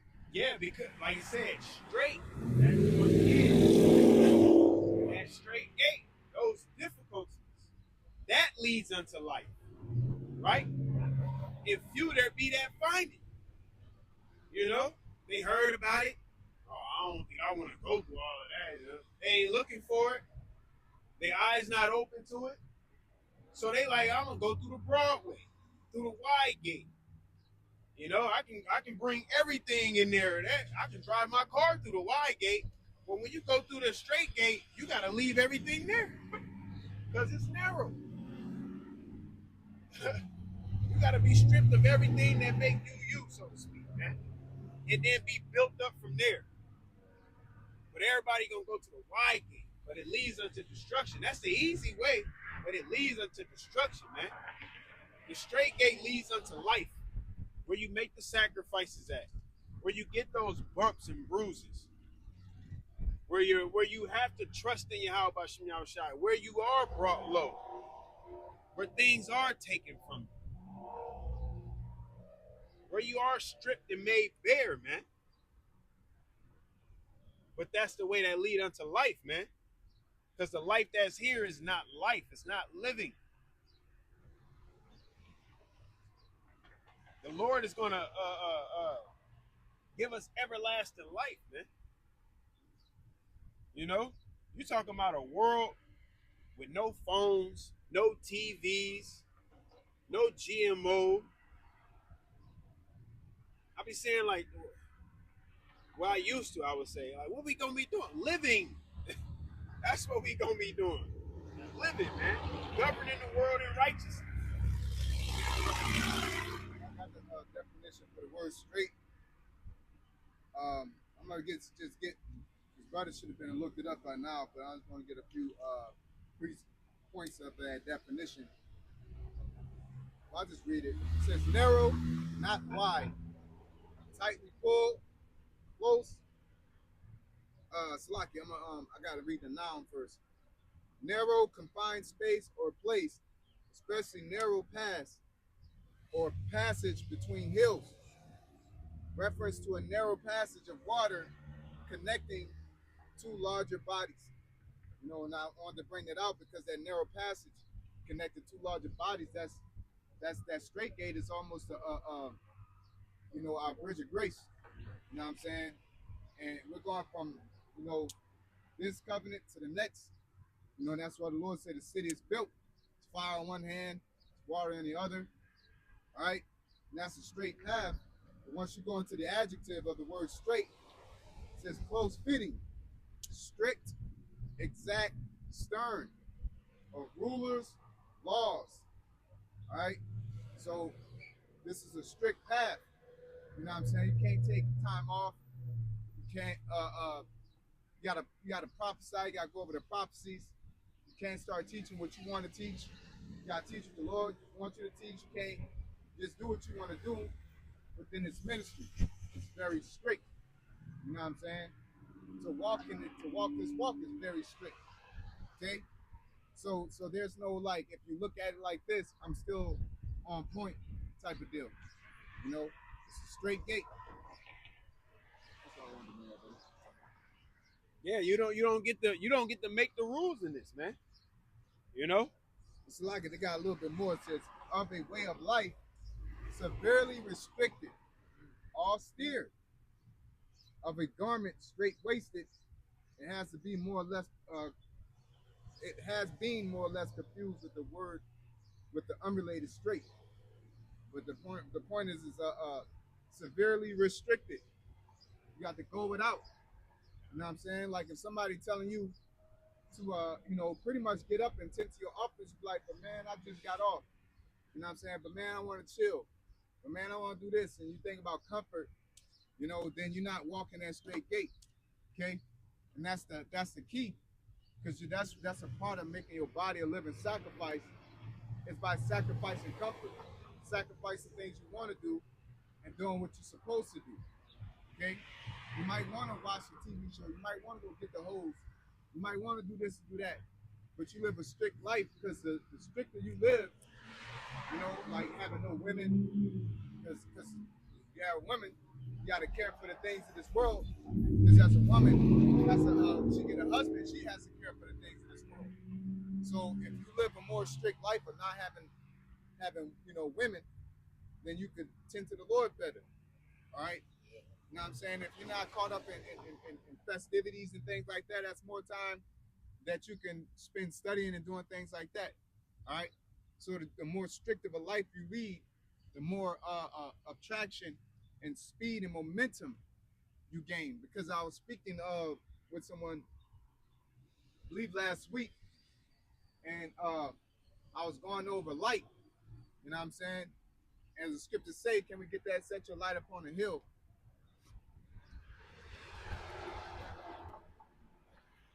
This is Matthew chapter 5 and verse 14 says, "Ye are the light of the world. A city that is set on a hill cannot be hid. Neither do men light a candle and put it under a bushel." Can you get that word bushel? God.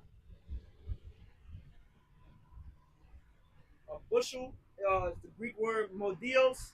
It's a dry measure holding 16 sextari, about a peck, 9 liters. It says a certain measure for things dry. Let's see.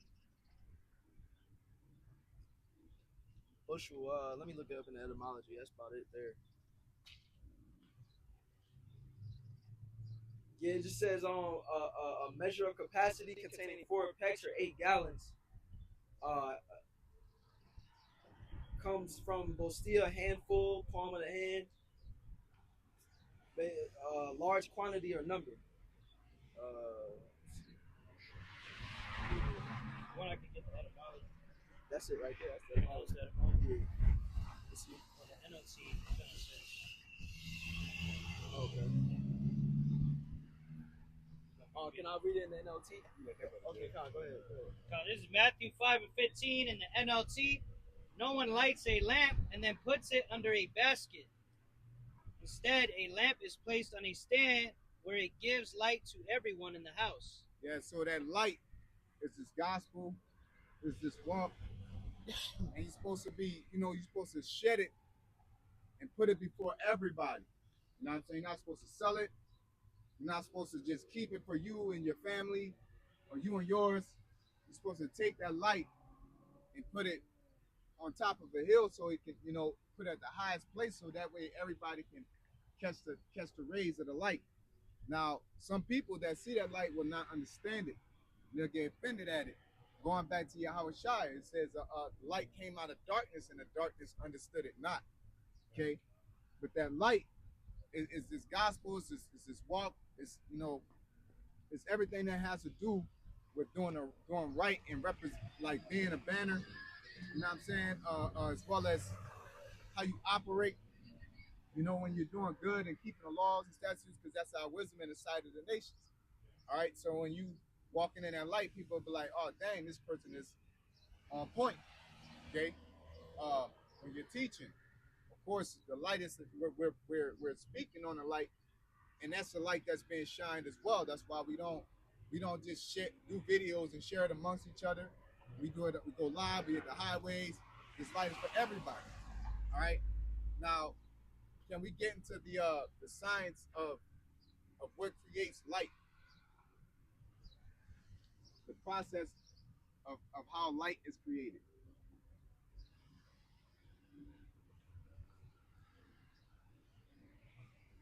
It says light is created when electrons in an atom absorb energy, jump to a higher energy state, and then immediately fall back down. The first state is excitation. An atom is supplied with energy, such as heat, electricity, or a chemical reaction.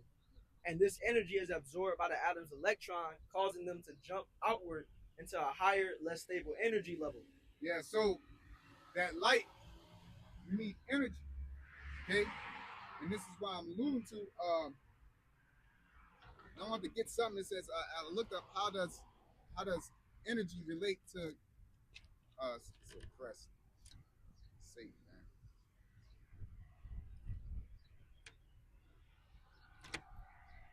It's like it fucking shit.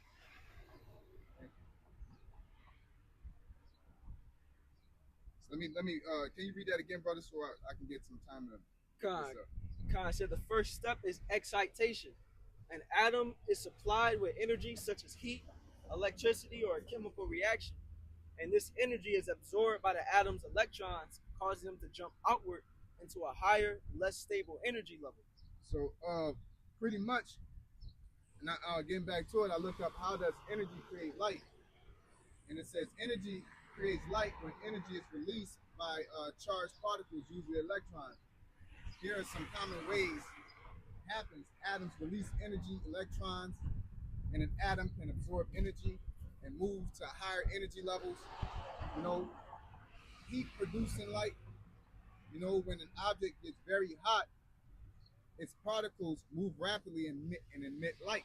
And that's what I wanted to get is like your heat producing light. Can we get that in Revelation? Say, I'd rather you hot or cold, right?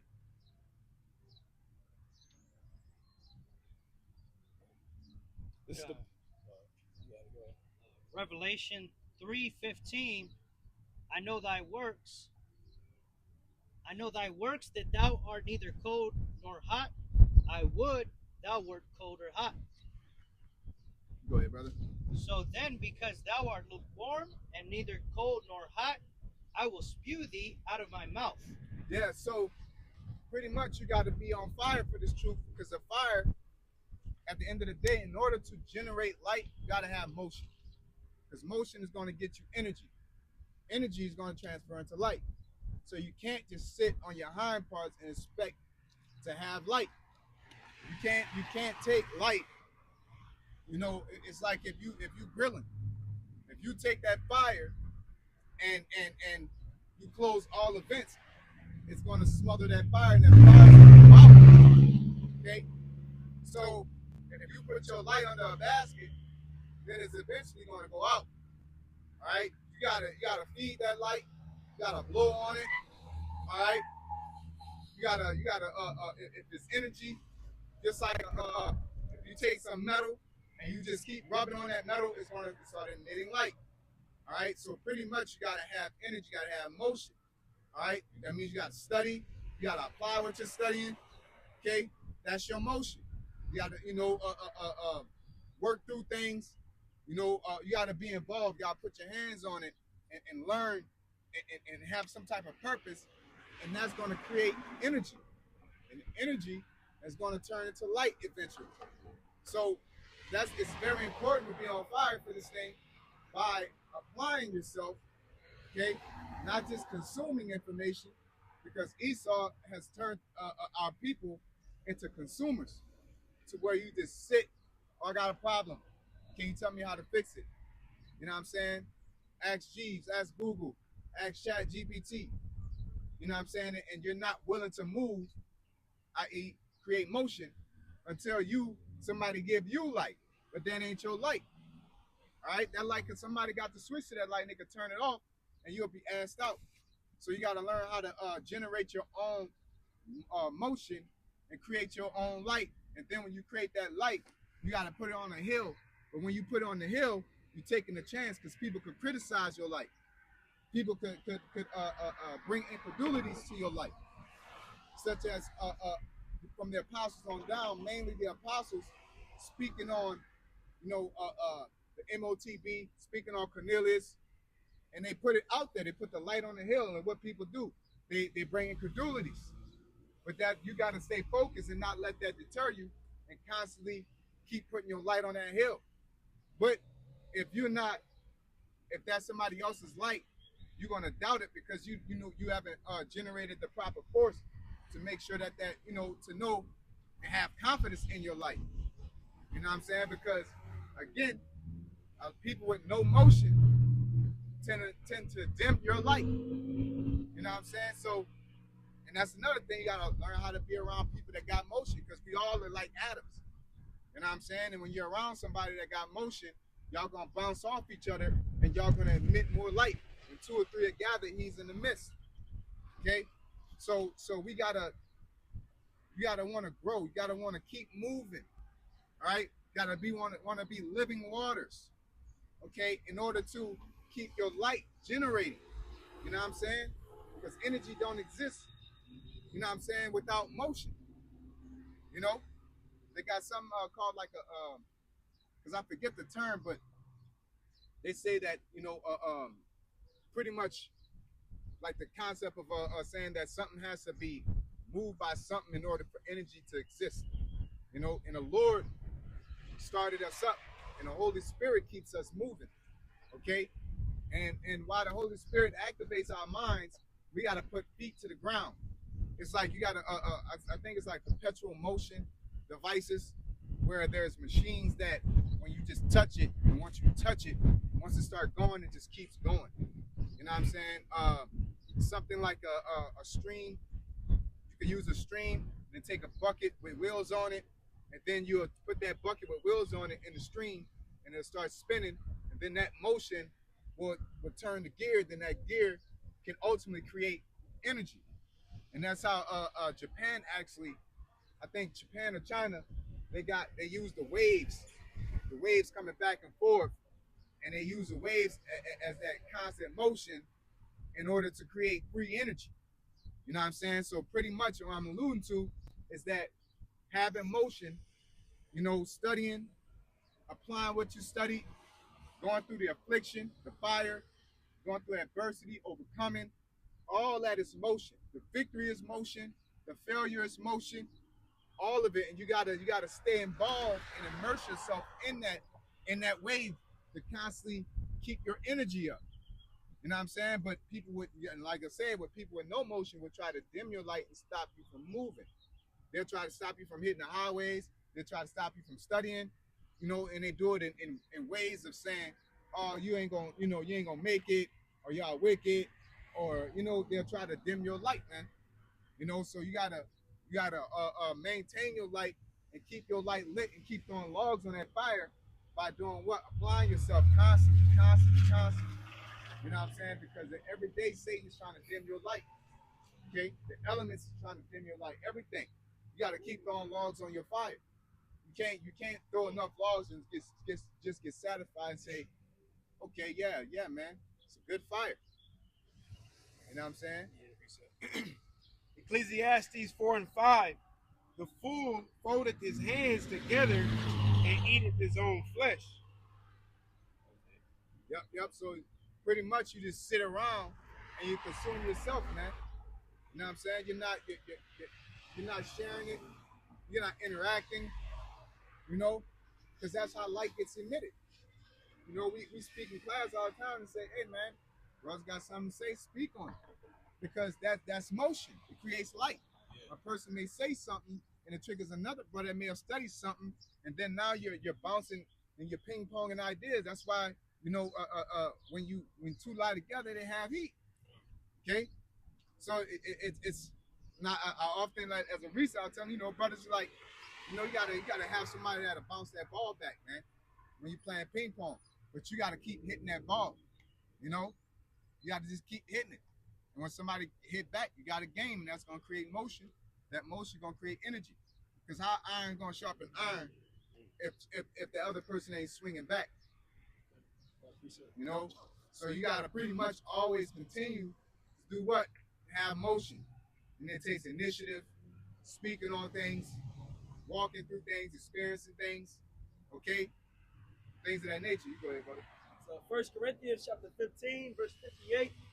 Therefore, my beloved brethren, be ye steadfast, unmovable, always abounding in the work of the Lord, for as much as ye know that your labor is not in vain in the Lord. Yeah, and when it says unmovable, it means standing still. It means staying to the course. Okay? And always abounding, so always increasing, always growing. All right? But if again, this world can hinder your light, death can hinder your light. You can say, oh man, I might get hurt if I do that. Or I might get embarrassed if I do that. I might get shamed. I might fail if I do that. And it'll stop you from having motion, i.e. having energy, i.e. having light. You know what I'm saying? So it's like a layer to that onion. Pretty much you just got to keep on doing something. And when you keep on doing it, eventually it's going to turn into a light. All right? Everything don't start off, just like I was saying, like with a train, is a perfect example. When the train starts up, it barely could get grip on the track. That's why it but once it get momentum, it's very hard to stop. But the thing is that beginning stage is very hard to get that momentum going. But you can't be afraid of that beginning part and be unwilling to start and to have what? Initiative, which means to start. Okay? That's what it means to get up. Nobody should have to tell you to be a man of the Lord. Nobody should have to tell you to walk your walk. Nobody should have to tell you to want this thing. Nobody have to tell you to get out of here. All right?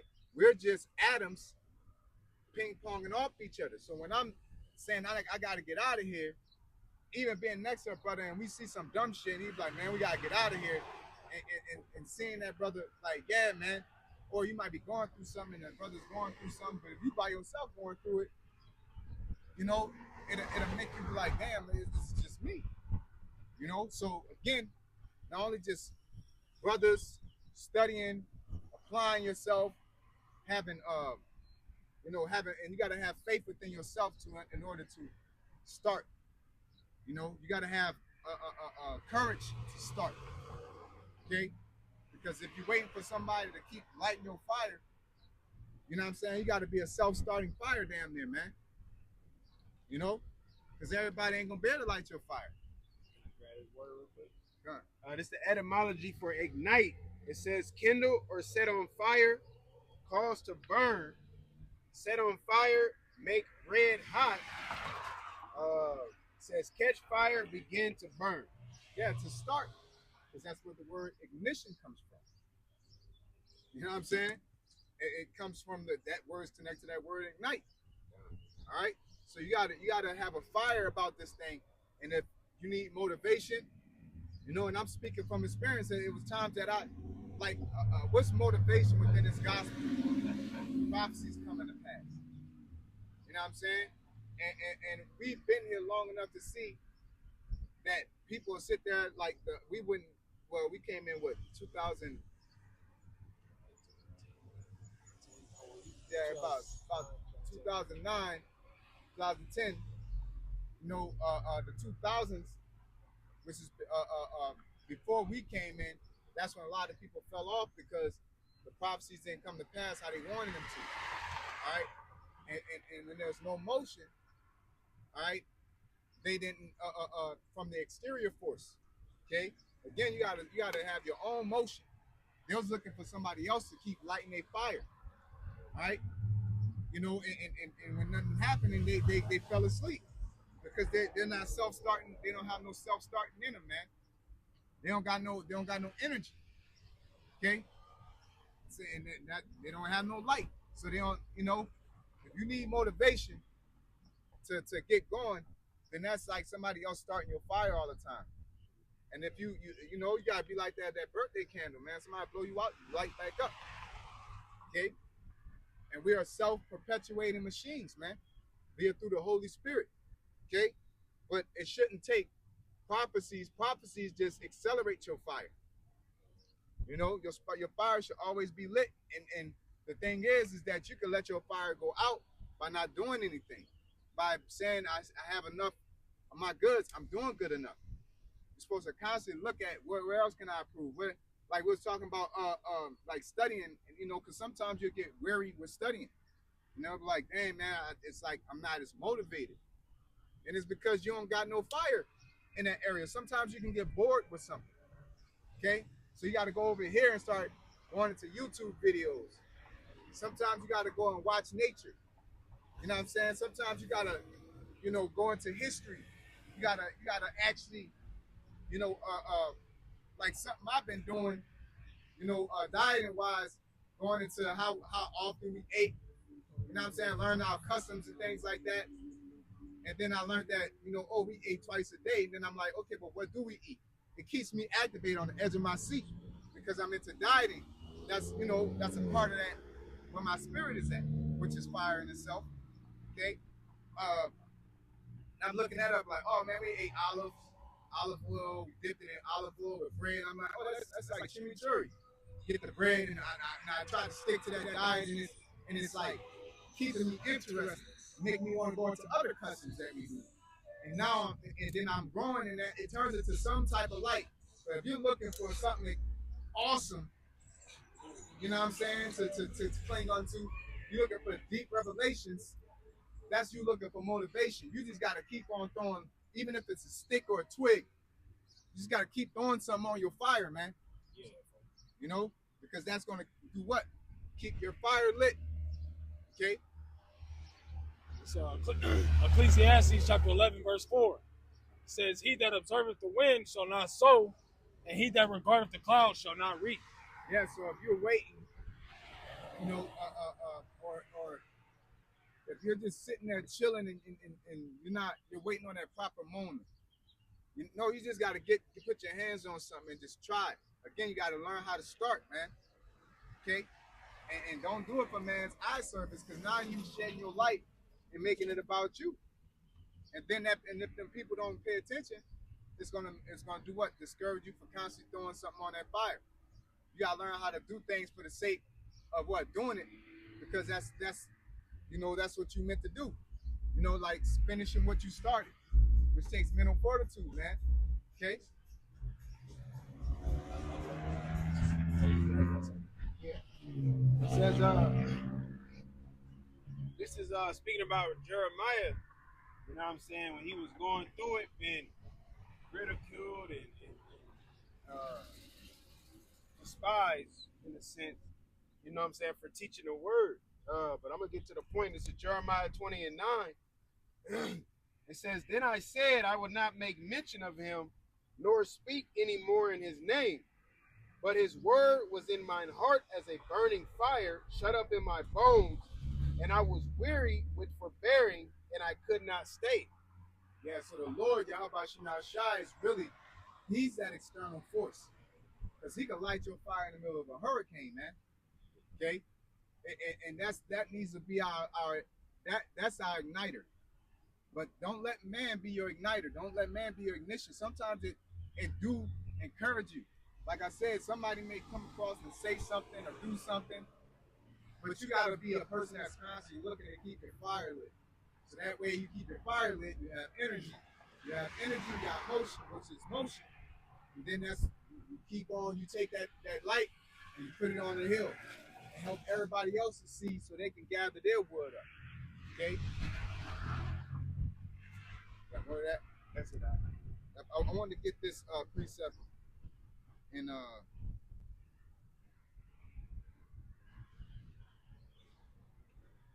believe it's 2 Samuel 22 and 32.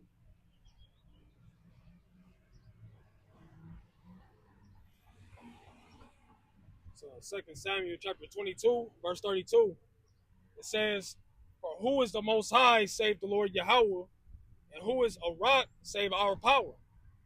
The most high is my strength and power, and he maketh my way perfect. Yeah, because the Lord he's the one that lights our fire. Because if it wasn't for the Holy Spirit, we wouldn't have woke up, man. All right? And that's another thing. You know, when you get them, you gotta call on the Lord, you gotta pray. You know, you gotta fast, you gotta cleave unto Yahweh Shai if you want to keep that fire lit, man. All right? Not exterior motivation, not man's eye service, not, hey, look at me, look what I can do. You know, you're supposed to do it and say, hey, you know, between you and Yahweh Shai. Okay? It says, he maketh my feet like hinds' feet, and setteth me upon my high places. Yeah, so he stand you up. He stand you up, man. Okay? Let's go into that. What does it mean about the hinds feet? Okay?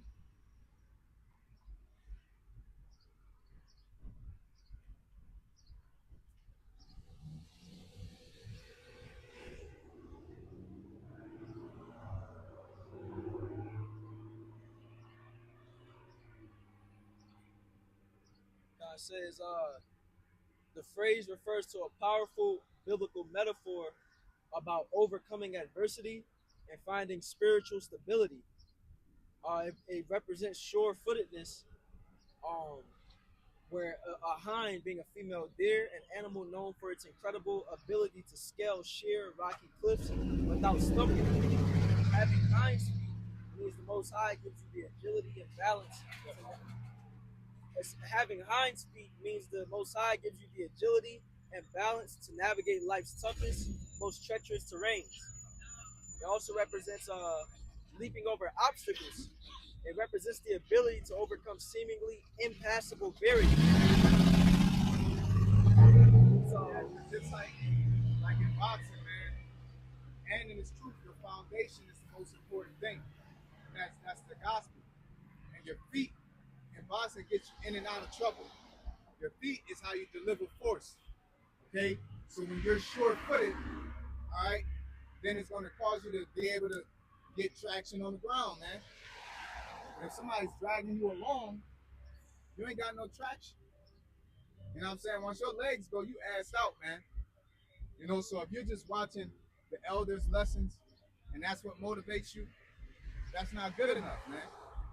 All right? Their lessons is a log on a fire. Okay? Reading the Bible is a log on a fire. But you gotta get up off your ass. You gotta keep your fire lit, man. On your own. You know what I'm saying? And again, the Lord starts your fire. The Lord woke us up. All right, now it's time to tend to your fire like the priest. Okay, you have to keep that fire lit, just like the priest, man. All right. I was gonna say, like you use an analogy, like keeping the fire lit. Well, when they had fire back then, what did they have to do? They had to go to the tree, cut the tree down, chop the tree down. He had to actually get up off your ass. You know what I'm saying? Put in work. You know, it ain't like tree fall. Now it just, you know what I'm saying? No, you gotta saw it, man. You know what I'm saying? Saw it down, and then break it down, and then throw it on the fire. Yep. So I get a precept. Yeah, come, you go ahead, brother. This is Proverbs 6 and verse 6. It says, "Go to the ant, thou sluggard, consider her ways and be wise, which having no guide, overseer, or ruler, provideth her meat in the summer, and gathereth her food in the harvest.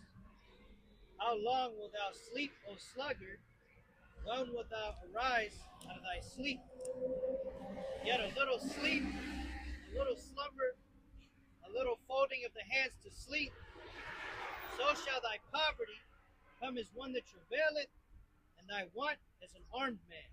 Yeah, so when the Lord make our feet like hinds feet, he's putting the spirit on you to get motion, man. Because it's your stability, all right? It's your explosion, it's your agility, it's the ability for you to get over shit. How are you gonna get over something you never experienced? You know what I'm saying? The scriptures keep you stable. Experience, you know, like it says, in what is Romans chapter 5? You know what I'm saying? Faith, experience, and experience hope. Yeah. Just want to be quick about it.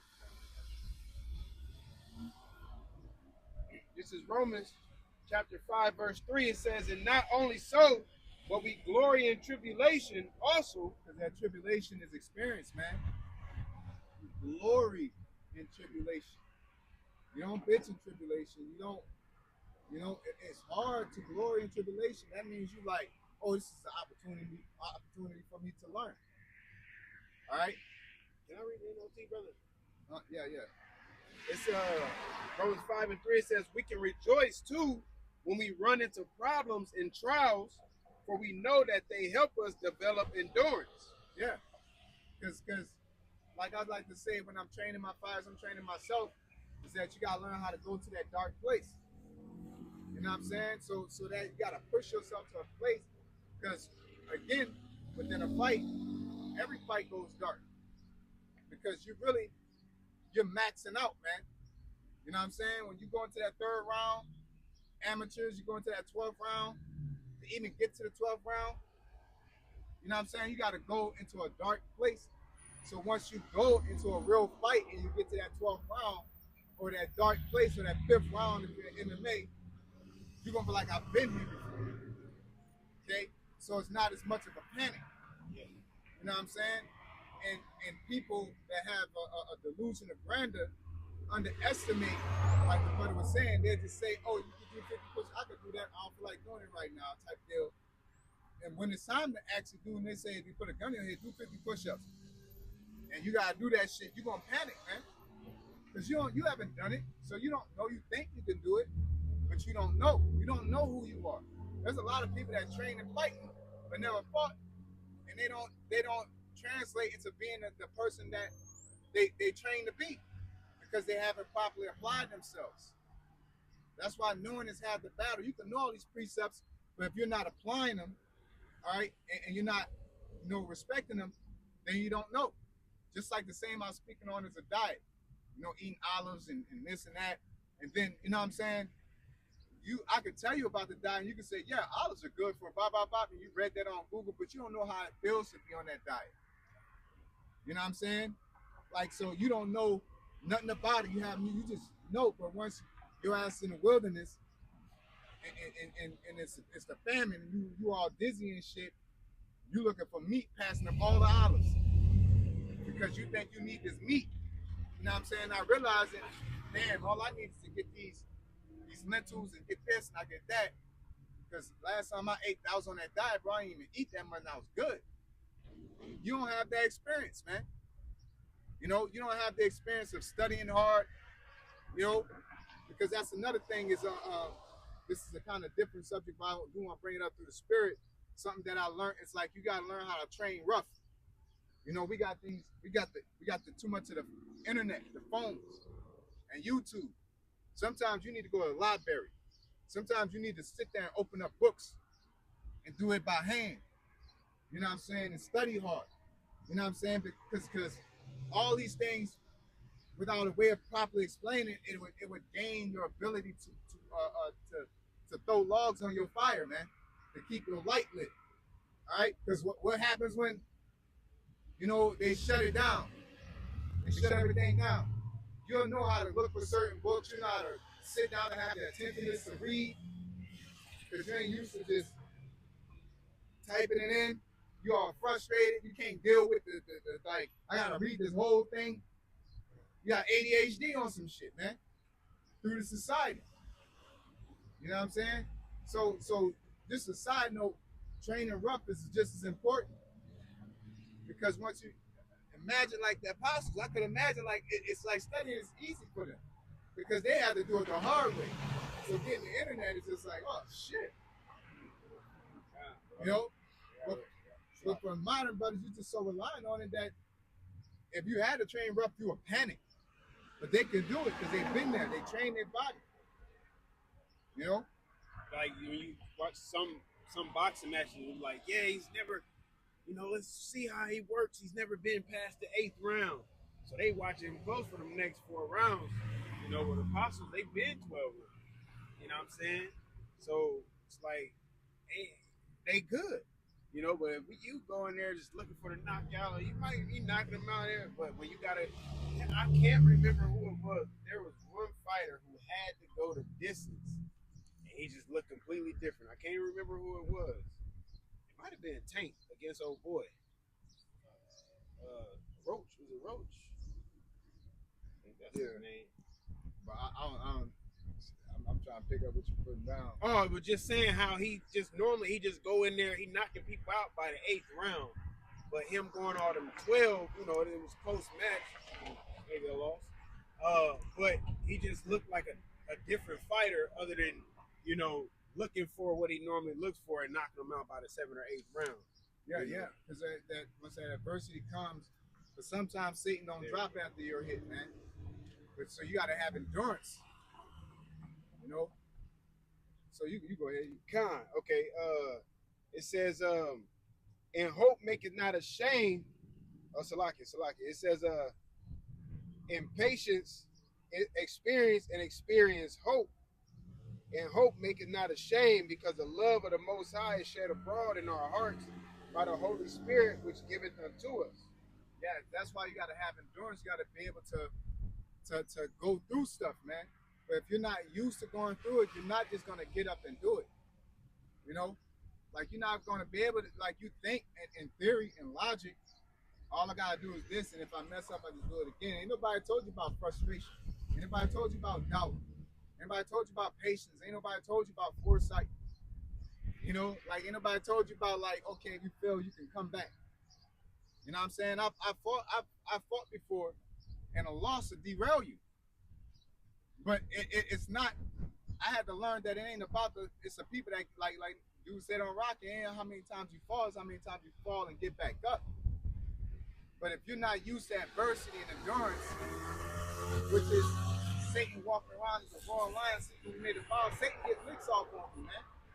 But if you walking around only taking battles you can win, you know what I'm saying?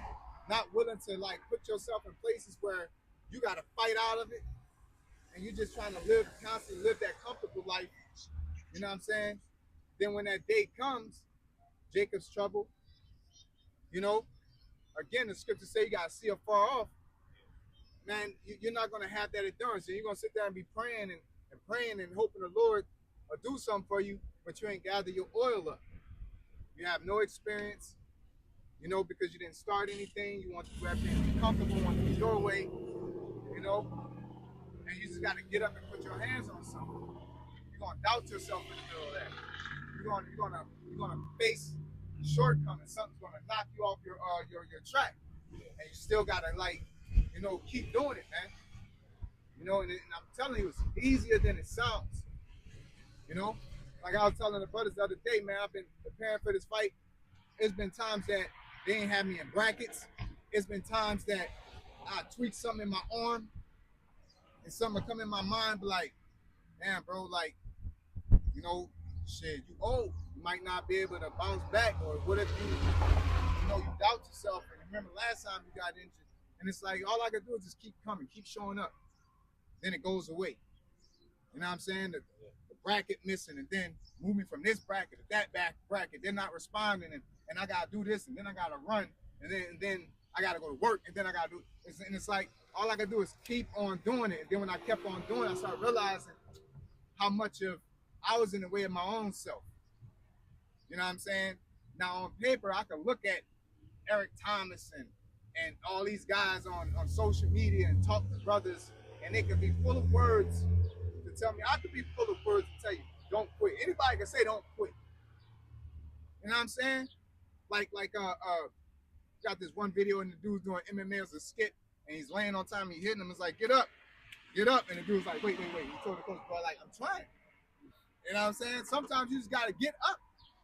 Sometimes you got Derek Lewis and say, fuck it, and just start standing up. Yeah, he might jump on your back because that's what happens. Satan ain't gonna just, you start getting up. Okay, there you go, brother. There you go. You know what I'm saying? No. You get up, he gonna hop on your back and go for a guillotine. You gotta fight the guillotine off. You gotta fight the feet off. You gotta, boom, shrug them off. You gotta push them off. Then when you push them off, boom, you're dead tired. So then you gotta still fucking fight. You don't know how it feels to be tired and still have to fucking fight, man. To say, and he in your fucking face, ready to go, and you tired. But if you show them your fatigue, they're gonna get on your ass, man. So that's how Satan is. Your ass, yeah, Satan on you. You get up and you like, fuck. And you gotta have a poker face. And the only way you got a poker face is if you step straight to him and start fucking fighting, man. You know what I'm saying? Pressing to the mark, fighting the good fight of faith, striving for the truth unto death, and the Lord will fight for you. He'll give you the energy. But if you can't get past that wall because you always chose comfort, then when you get to that spot and you shrug him off and say you fight out of that shit, you shrug him off and say, I'm tired. Let me just back down. Let me just not swing as much. Let me just, if he hits me, I'm going to just make a sound. I'm going to go down and it's going to be okay because I'm tired. That's the main thing that goes through your mind psychologically. Unless you keep on going there. You know what I'm saying? Hitting somebody hard, boom, and they turn around and look at you like, and then you was like, you know what I'm saying? You're like, damn, bro. People normally go down from that. And Satan's still there like, nah, I ain't going down this time. That means you got to hit him. If I got to hit you 1,000 times, that same punch, that's harder than you think it is. You know what I'm saying? To show up every day and to fucking get your ass beaten, to keep showing up in order to get salvation. That's way harder than you think it is. And you can't coast through this truth. You can't wake up and say, okay, I'm going to be a man, Lord. I'm going to bring out something that somebody else brought out. I'm going to go watch the elders lesson. That's you coasting, man. All right? You got to go up and study and get frustrated, looking up Genghis Khan and shit, asking questions, and they telling you no. And then you got to go back and study for 4 more hours and come back and say, is this it? You know what I'm saying? And you got to, and they say no, and you got to go back and you got to go study. And then is this? Yeah, you getting there.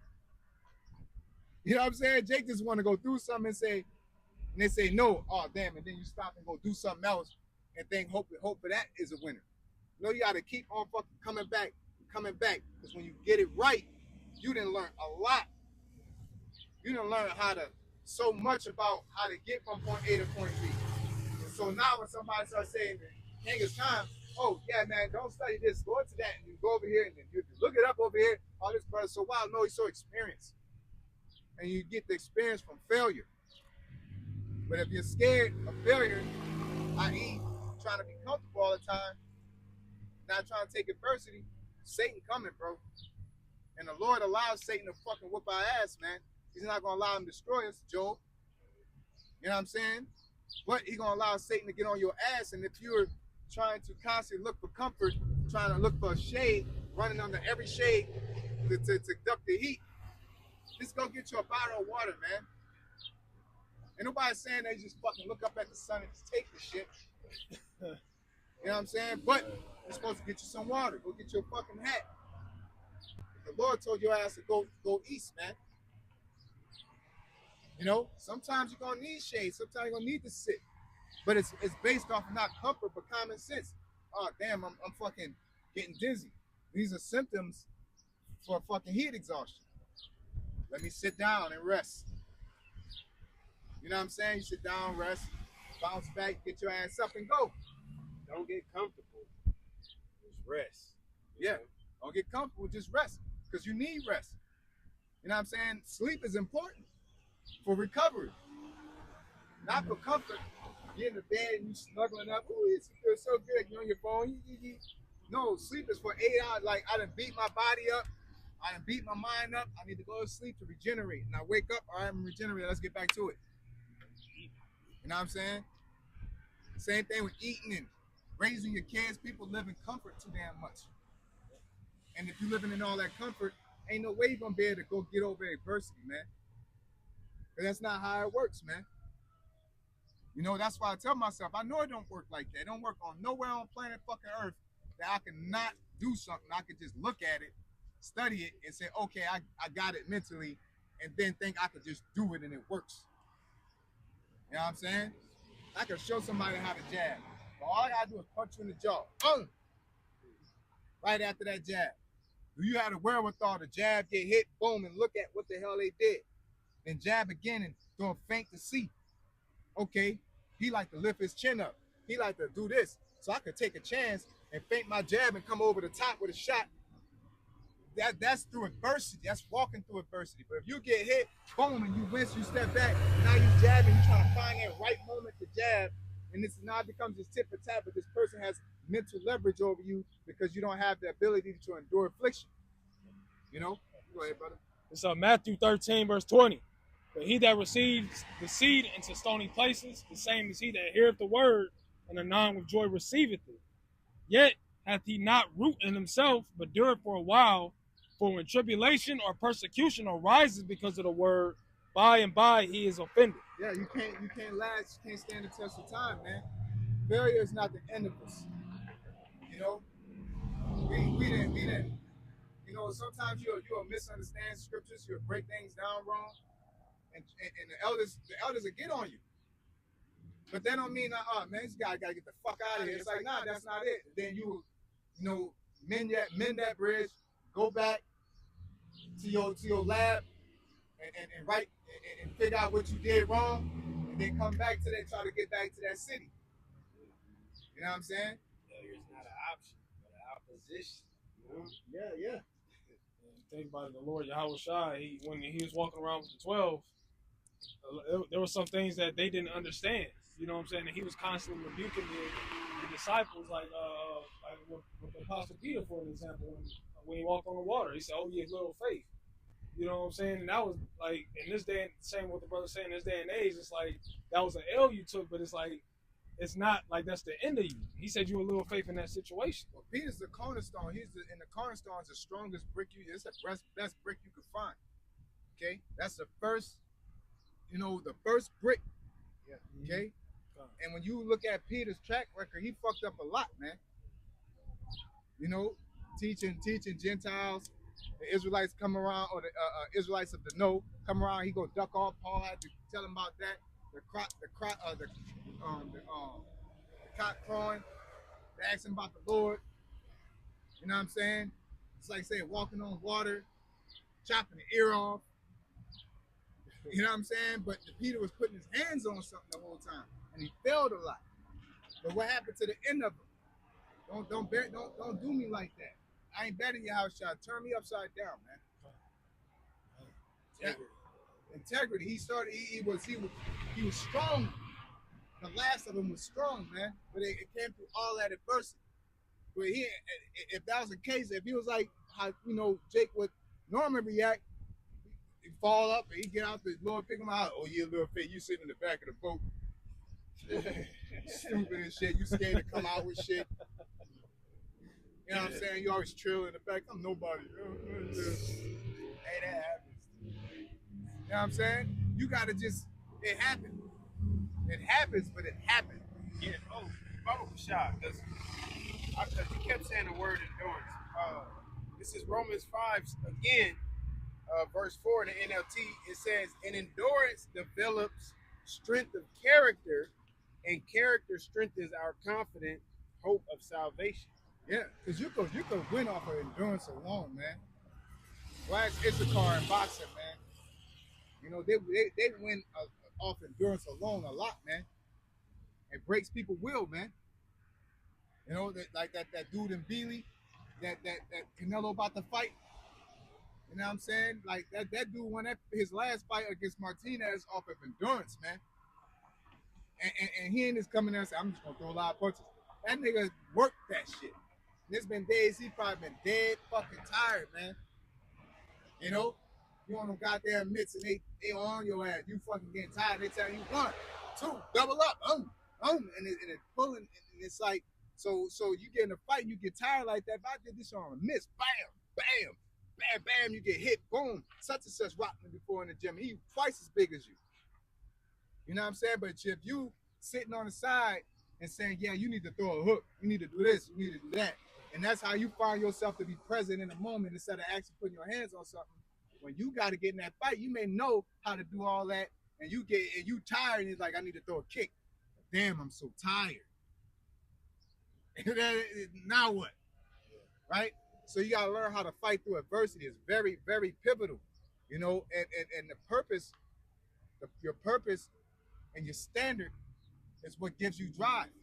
Your standard don't allow you to say, instead of throwing 2 kicks, I'm going to throw 1. Your standard is to double up on 2. You know what I'm saying? Your standard is to push them back. Your goal is to win the fight. So if our standard is to be a man of Lord within the demographics of GMS, because the Holy Spirit is working with GMS, whether niggas believe it or not, there's a standard of performance there. There's a banner of performance. All right? And all of us had to go for what? Salvation. All right? So when you start not doing something and you're like, damn, man, I'm about to go do this. And you're like, man, I need to go do a lesson. Now you just get up and go do the fucking lesson, man. You know what I'm saying? Just get up and go do a lesson because that's our standard. And when you do it, some days you don't feel like doing it. You know, but then you find ways to get up off your butt. You know, let me just throughout my day just collect precepts, meditate on the Lord, listen to, Pastor Bar, and, listen to a lesson. He's like, yeah, man, right after the lesson, I'm just going straight into the next lesson. And you learn things to gain your endurance up so you can be consistent in your performance. Sometimes you do it, it may not be a lesson that's fire. It may not come together how you want it to come together. But you just keep on doing it, and eventually you're going to start harnessing that light, man. Okay? Is that it for that? Yeah. So with that being said, I'm going to give all praises To Yahweh, Ba'ashem, Yahweh Shai, Ba'ashem, Rachakadash. Double honor to our apostles who are elders who rule well. Blessings and salutations to you brothers out there teaching and enduring truth and sincerity. Shalom. Shalom.